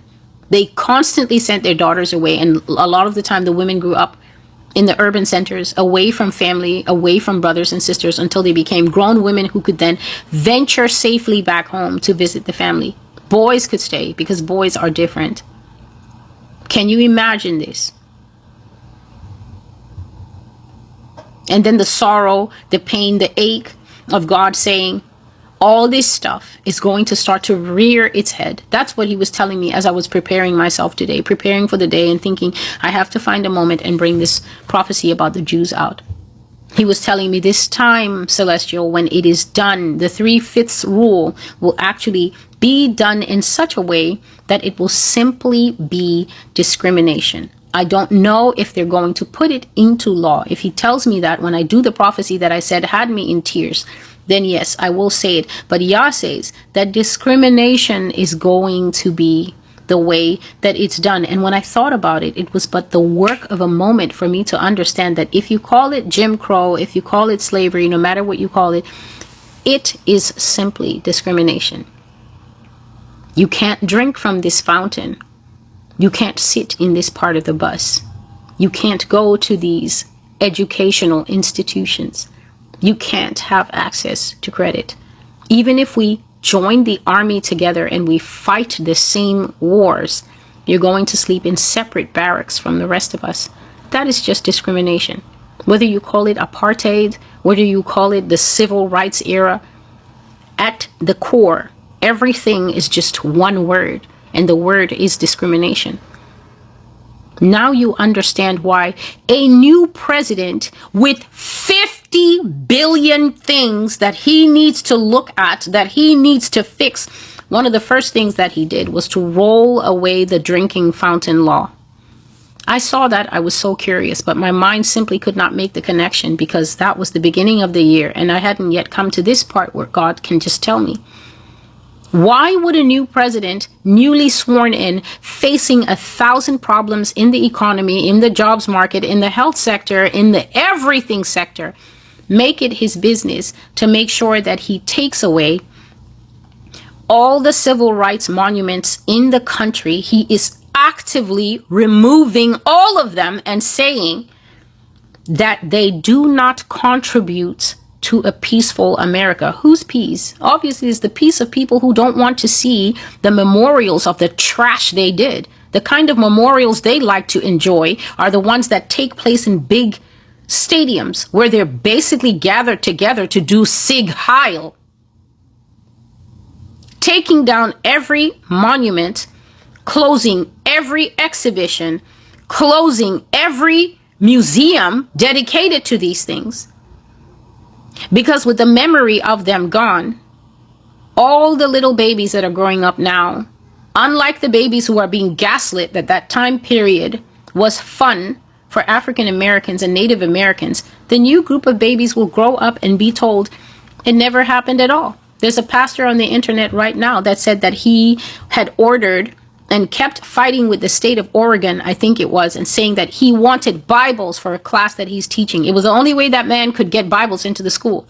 He ordered Bibles for all the people in his class, and he said he wanted Bibles as part of reading materials. And I don't blame him, because if you can bring gay porn and put it on the mandatory reading list for young people in America, you can manage to get Bibles on the reading list for a class that you're teaching. He applied for at least 13 Bibles or so. He said he only got 2.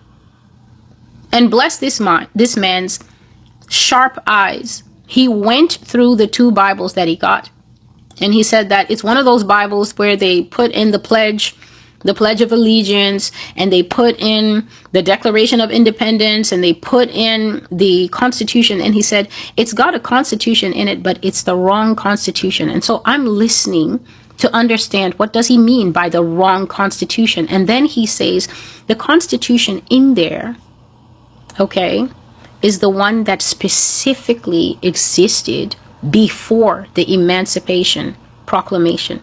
They put in the old one with the 3/5 rule in 2025. Now, if he received 2 of these Bibles, do you think those Bibles were specially printed for him? Or is there not multiple warehouses of those Bibles waiting to be rolled out into schools so children can learn what the old Constitution was like when America was filled with real humans and fraction humans, 3/5 of a human?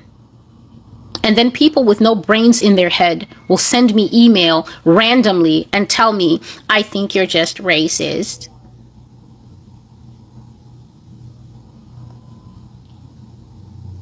A constitution, before it was amended to accept all of the humanity, to accept that everybody in the nation needs a piece of the pie. This is what a white teacher in the middle of the country, wherever he is, I think he said Oregon, but I don't want to put it on Oregon in case it was somewhere else. A white teacher said that he received 2 Bibles with the Constitution in there, without the changes that acknowledged that everybody in America was a human. Because when you're 3/5 of a person, you're not a person, you're a thing, you're an it. And once that's the name on you, ithood, you can then be treated like an it. If this is happening in 2025,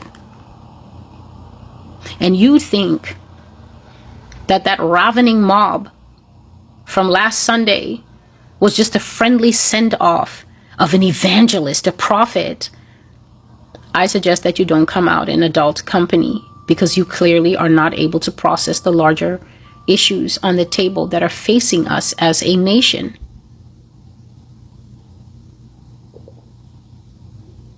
Two Israels, 2 outcomes, and God says that this war will have an effect on both.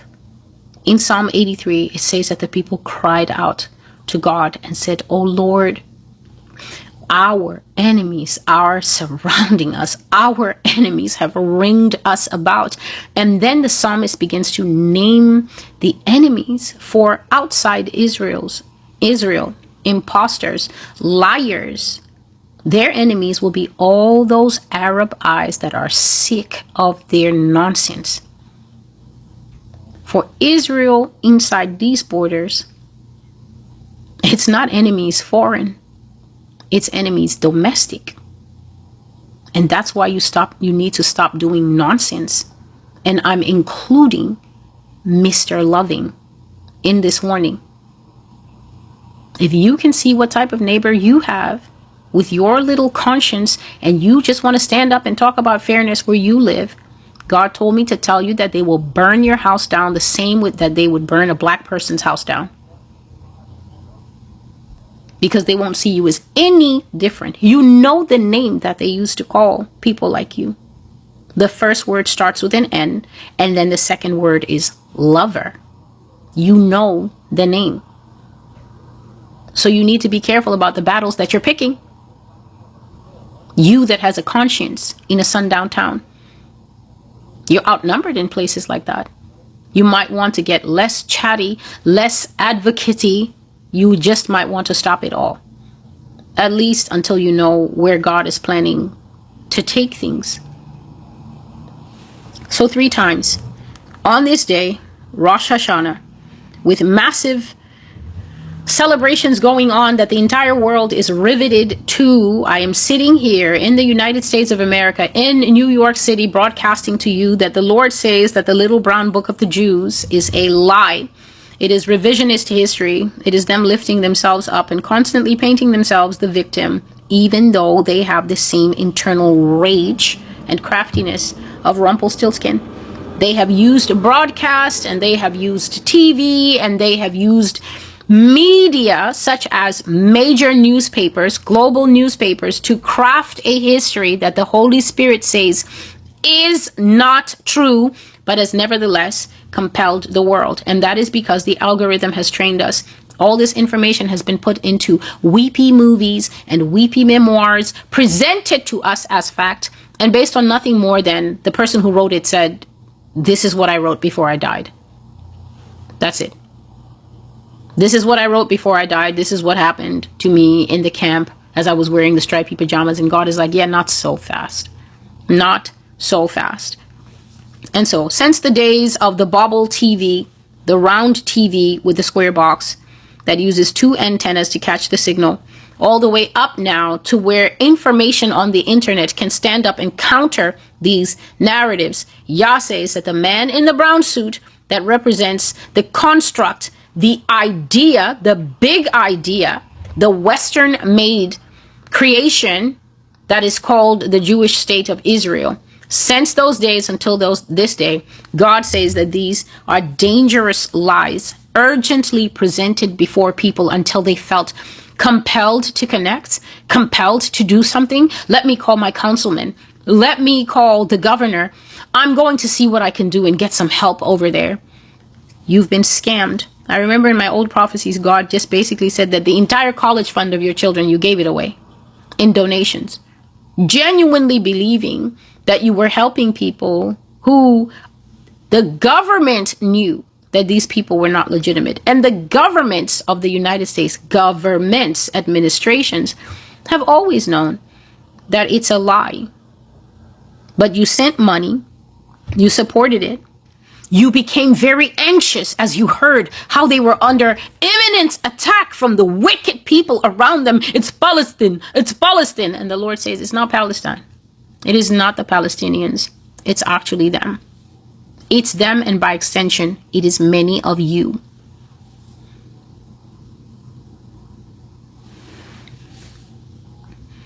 So, we are a small nation. It is not us, it's them, it's the Palestinians. We are under attack. We need your help. We need you to partner with us. Partner with us is the line of the grifter American church. You can become a partner. Partner with us, partner with us, and then you send your money to fund dreams that see the Palestinians crying and carrying their only baby, skinny 10-year-old boy. He's not even the right size for a 10-year-old. Now he's been hit by something, some kind of rocket. And now that's the end. The man is running with a tiny, skinny shape. And then as he's running, other people throw a sheet over it. You've witnessed the pain and the helplessness of these people. And that goblin that leads them will stand and say, we take every precaution not to hurt civilians. And yet the civilian deaths, a Chinese dean was reading an Israeli defense person to filth. And he was using the same language. We take every precaution not to hurt the civilians. And the Chinese man, he was barely, you know, when the English is rolling away from you because it's not your thing, he was barely holding the English. I will bring you all these clips. I have maxed out the storage on my phone, downloading these clips to make sure that I don't lose them. He was barely handling the English, but the subtitles were there. He said that cannot be so. Because since October, you have racked up 70,000 deaths. That's bigger than some towns in America. Some towns in America, 3,000 population. Everybody knows everybody else. That man said that cannot be so. That you have taken care to avoid civilian deaths. 70,000 men, women, and children you have killed. You are not telling the truth. How can China, you have lied on China for decades. How can China be showing the world that though they don't believe in Jesus Christ, they have a handle on what morality is? And you, the people who claim that you are saved by grace through faith, you don't. That is why people are attacking social media from the government perspective, because it truly shows the picture of the world as it is. It shows the world as it is, not as the American government says it is. America herself has a little brown book. Maybe we should call it the little red book of America for all the blood that's written in those pages that people say, let's just move on and forget. So this man looks into his book. He reads from it in Hebrew. Then he interprets in English, and then he interprets saying, this is what the thing I'm saying, this is what it means. And God was just showing me, though he turned off the sound, this is lies. This is lies. The Lord using this phrase. And I looked across the distance to show historically they have lied.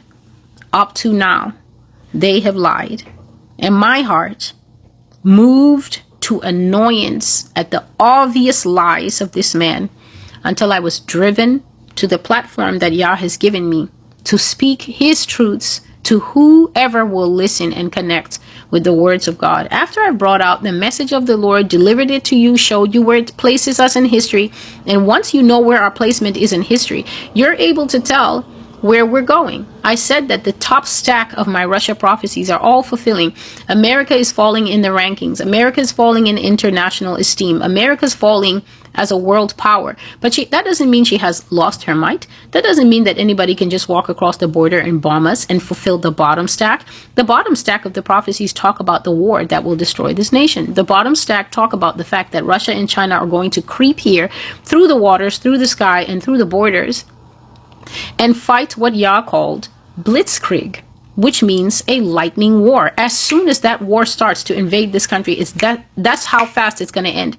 It's going to start and it's going to end, because America is not going to expect that blow. The blow that Yah says we will get is a sucker punch blow. Cha! Like that. And the war will be over. A lot of Americans, especially males, cannot accept that. They want to tell me about the Piper 5 and the 6. I don't know what we use to fight wars here, and I don't need to know, because the ending of the war is waiting for us in the distance. America will be bombed to pieces, and Russia will strip this nation down for parts, including taking its people into captivity. As they took the African Americans and the Native Americans to work for them into bonded chattel slavery, so it will be. Once I deliver the message and say that I saw in my sleep and with my own eyes that the auction blocks were raised again, and people were standing on it as they took Skylar one way and Tyler one way, then what do I need to say? I don't need to know what mechanisms we use to fight wars here. The ending of the war is waiting for us in the distance. We will lose, because it will be a sucker punch blow followed by infiltration with sleeper cells inside the country. There are millions of Russian and Chinese people inside the country who are American citizens. And Yah says that in the case of the Russians, how will you know? He says they're even more American than you. They're blonder than you, and they're more loyal to the country than you. If those people have to cosplay as Republicans or Democrats, You know that they're doing that because that's what makes your cover bulletproof. They will only come out and we will only know who they are on the day that the signal for the invasion goes off. And that day is not yet. So all we're looking at is that the top stack explaining how America will drop until all the countries start to complain about her and disrespect her. We're already there. If the Colombian president is showing the entire United Nations that Donald Trump is not a fit leader to listen to, something that Putin has been saying for at least 2 years, but now other people are angrily saying it. The EU said it this year. When J.D. Vance went over there and insulted them, they had a whole different set of conferences in which they were dropping bombs. They were dropping verbal bombs a few months ago. So the top stack of the prophecies, like the eagle will fall, all the top stack about how we lose influence and lose footing. You know, to kill a popular man, you don't just roll up on the popular man. You have to first bring that man down to a level that when you kill the popular man, not everybody is moved by the death. It's just a Tuesday for some people. That's what happens when you make a man irrelevant, or when a man makes himself irrelevant by the things he says. When he leaves this earth, not everybody's going to have to be forced to have a response that other people who are moved by the death think that they should have. That is why I've always said in these prophecies that when America is struck, those who are still punch drunk with American love in the foreign nations will be crying, America's such a beautiful nation. America can never fall. They will be having heart attacks, because if America can be dropped publicly like that, then those nations will know in their heart that their enemies can do the same to them. But then there are other nations, I said, all those nations that America has ripped off their arm with her attack dog. Do you really think Venezuelans are going to cry if something happens here? Do you really think that Iraqis and the Arabs, who are a considerable bunch of people, will cry? Do you think that all the Muslim nations in Africa will cry? It's only those who are still the groupies of America that will cry, but other nations will look, and Yah said they will feel vindication. They don't even believe in God. Some of them, Egypt doesn't believe in the God of heaven. Egypt is Muslim. Sudan is Muslim. The Emirates are Muslim. But when they see America pay the debt that she has owed for a while now in tasting defeat, isn't that one of my old prophecies? From the very beginning, it's called Defeated at Last. Defeated at Last, a short prophecy that just explains how you drop, how you make enemies, how the enemies plot on you, and then one day you will eat the food that they've cooked for you. Inevitably, you will eat the food that your enemies cook for you, because the same way that you don't miss when you're shooting, the enemies also will take their aim and they won't miss. And so in this dream, you see God elevating me to a place where he's calling it school, but it's a place where he now invites you into the depths of his things. He now invites you into the depths of his things, what he knows, what he sees, how he sees the world. And you're able to take on the mind and the eyes of the Lord and understand and then bring it out. The problem is that when you're with the Lord, it's fine. He brings the mind to you and you receive it. But when you come outside now with a mind that doesn't match up, whatever puppet other people in the world are calling God for them, then they're upset. This is why you then hear, God never told you that. But then how would you know? Because you have a puppet. How would you know? You're following a puppet. So how would you know what actual God thinks, what actual God has to say? Why would a person worshiping a puppet ever believe that a God who actually hates, for instance, sectarianism, he hates breaking off into sects, sects, Apostle Paul speaks of that. He says, why do you say I was baptized by Apollos and he's like, why are you breaking off into your groups? Why are you doing that when we are one body? So if your version of God, for instance, is white nationalism or black liberalism or whatever it is that you follow, the version of God that you believe, for instance, that you can follow same sex and God still loves me and everything, then why would you actually be able to take off your goggles, take off that thing that's on your head where your God is, and listening to God talk about real things according to how he has not only seen them, not only how he sees them, but how he has set them and will now work them like a man working bread. He will now work them into the real world outcomes that we will see. For instance, if you're America and you hear that God sees you as wicked and unfaithful and cruel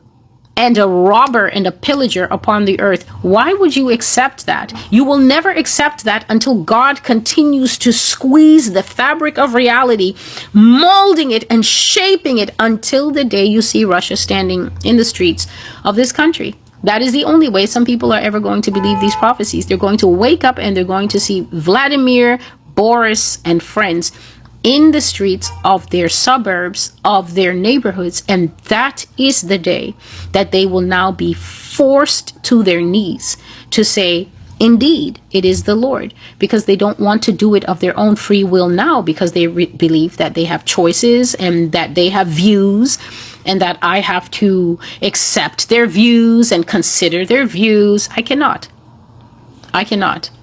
When I've been given the mind that I've been given and I've been told, I look at it this way, I'm not leaving looking at that way for you, for anybody else. So that's what makes me, for instance, able to rebuke Israel and at the same time warn Israel and at the same time teach them and at the same time telling them, I've been sent to you and the Lord says to comfort you. I can do all those four things at the same time from the same God, because he will rebuke, he will discipline, and at the same time, he will warn and he will comfort. The same God is able to do all those things to one group of people. So there's no Israel is right or Israel is wrong. Israel is wrong in many areas, but because they are his chosen, he will shave off all among us who are fat. You know that the fat is excess, but you also know that on a piece of meat, fat goes bad the fastest. The rest of the meat can be pretty good, still good, but the fat will turn blue and it will stink. And so Yah is going to trim the fat off in every area of life, in all demographics of life, all colors, all backgrounds. He's even going to trim fat in foreign nations where they don't follow gods, our God. Where they follow other gods, he's going to smash their gods. He's going to smash their buildings. He's going to give them terrible natural disasters until by his own mercy, he will start putting it upon their hearts that it's because we don't worship the true God. Revival can break out in the midst of terrifying judgments. Not the fake kind that was taking place at the Megaplex Coliseum talking about there's a revival in America. No, there's a revival of Nazi sentiment. That's what that was. True revival that is driven by the Holy Spirit is available to all backgrounds, all nations, all colors, all faiths. Jesus Christ is waiting for you.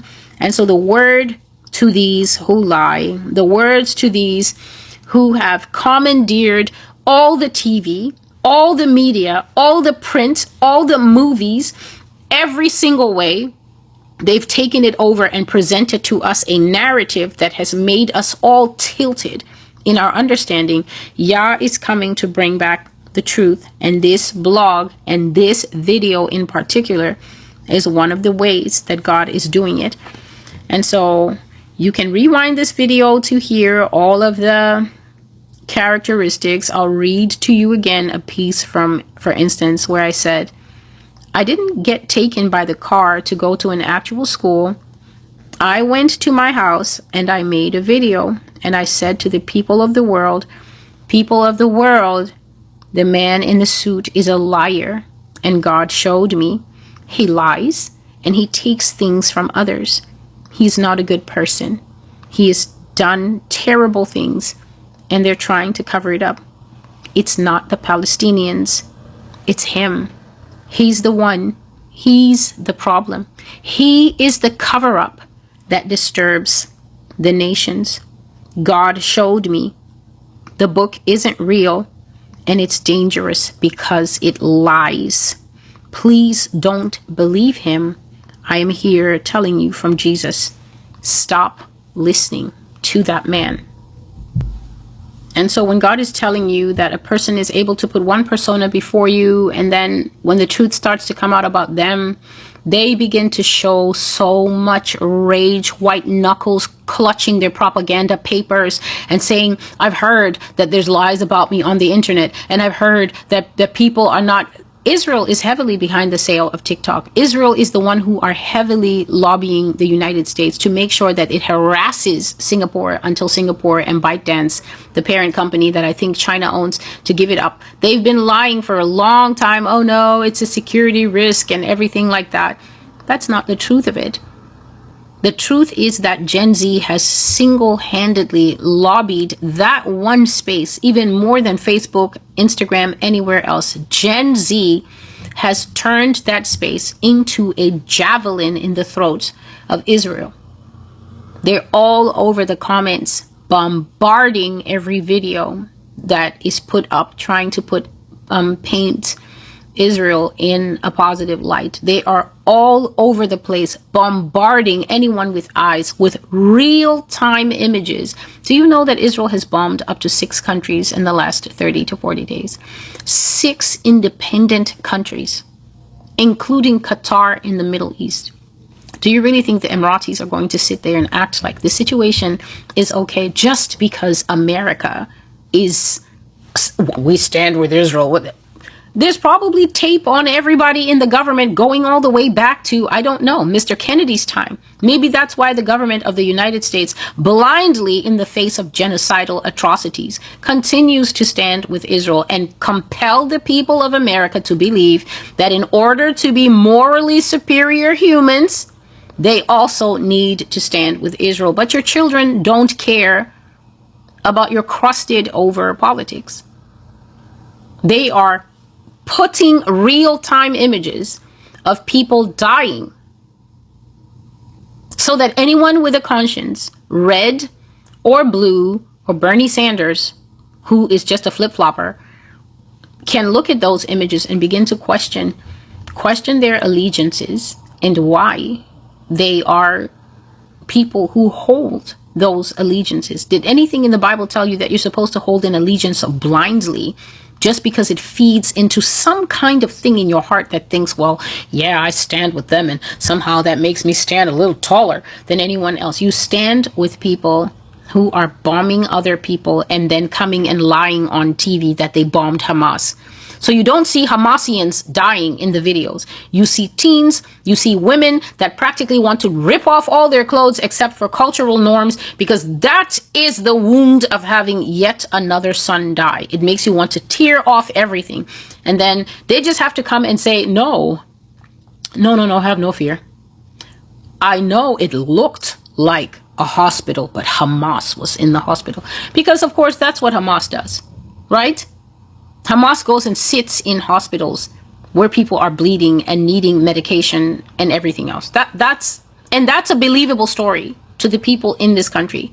Majority demographic who will be hearing that will say yes.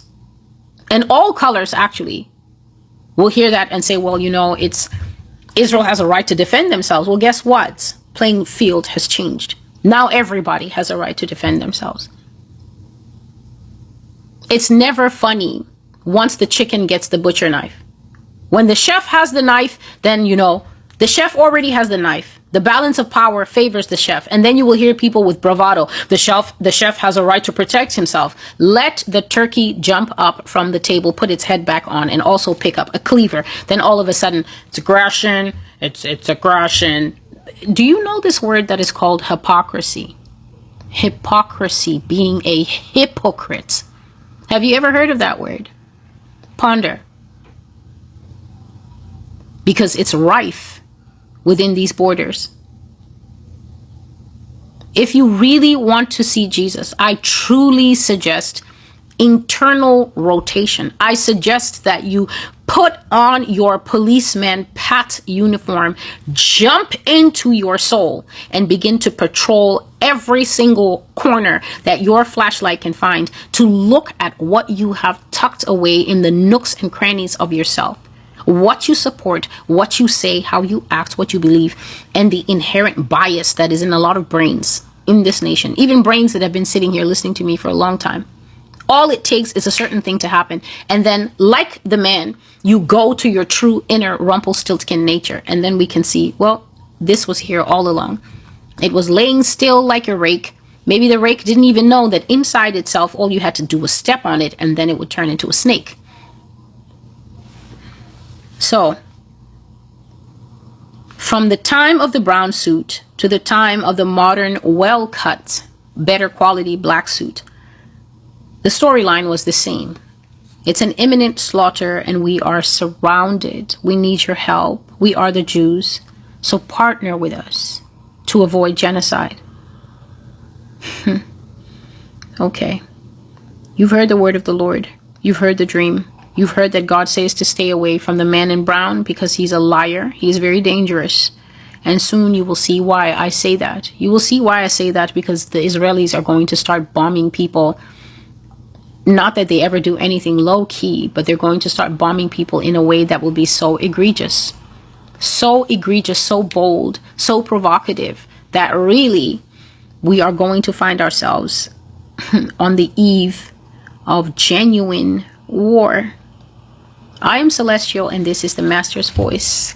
The Master's Voice is an end times prophetic resource that the living God has raised up on this world of compromise, lies, and deception, so that the true people of God can have some kind of light to find their way back to. On this blog is where you will be reminded that you're not on this earth to impress anybody. You are on this earth to come back to communion with the living God, so that you can be in his arms on the last day, so that you can be acceptable, so that you can be brought into true fellowship, eternal fellowship with him that will last longer than this transient life that we are spending here on the earth. God bless you. Thank you for listening. And until I see you again, goodbye.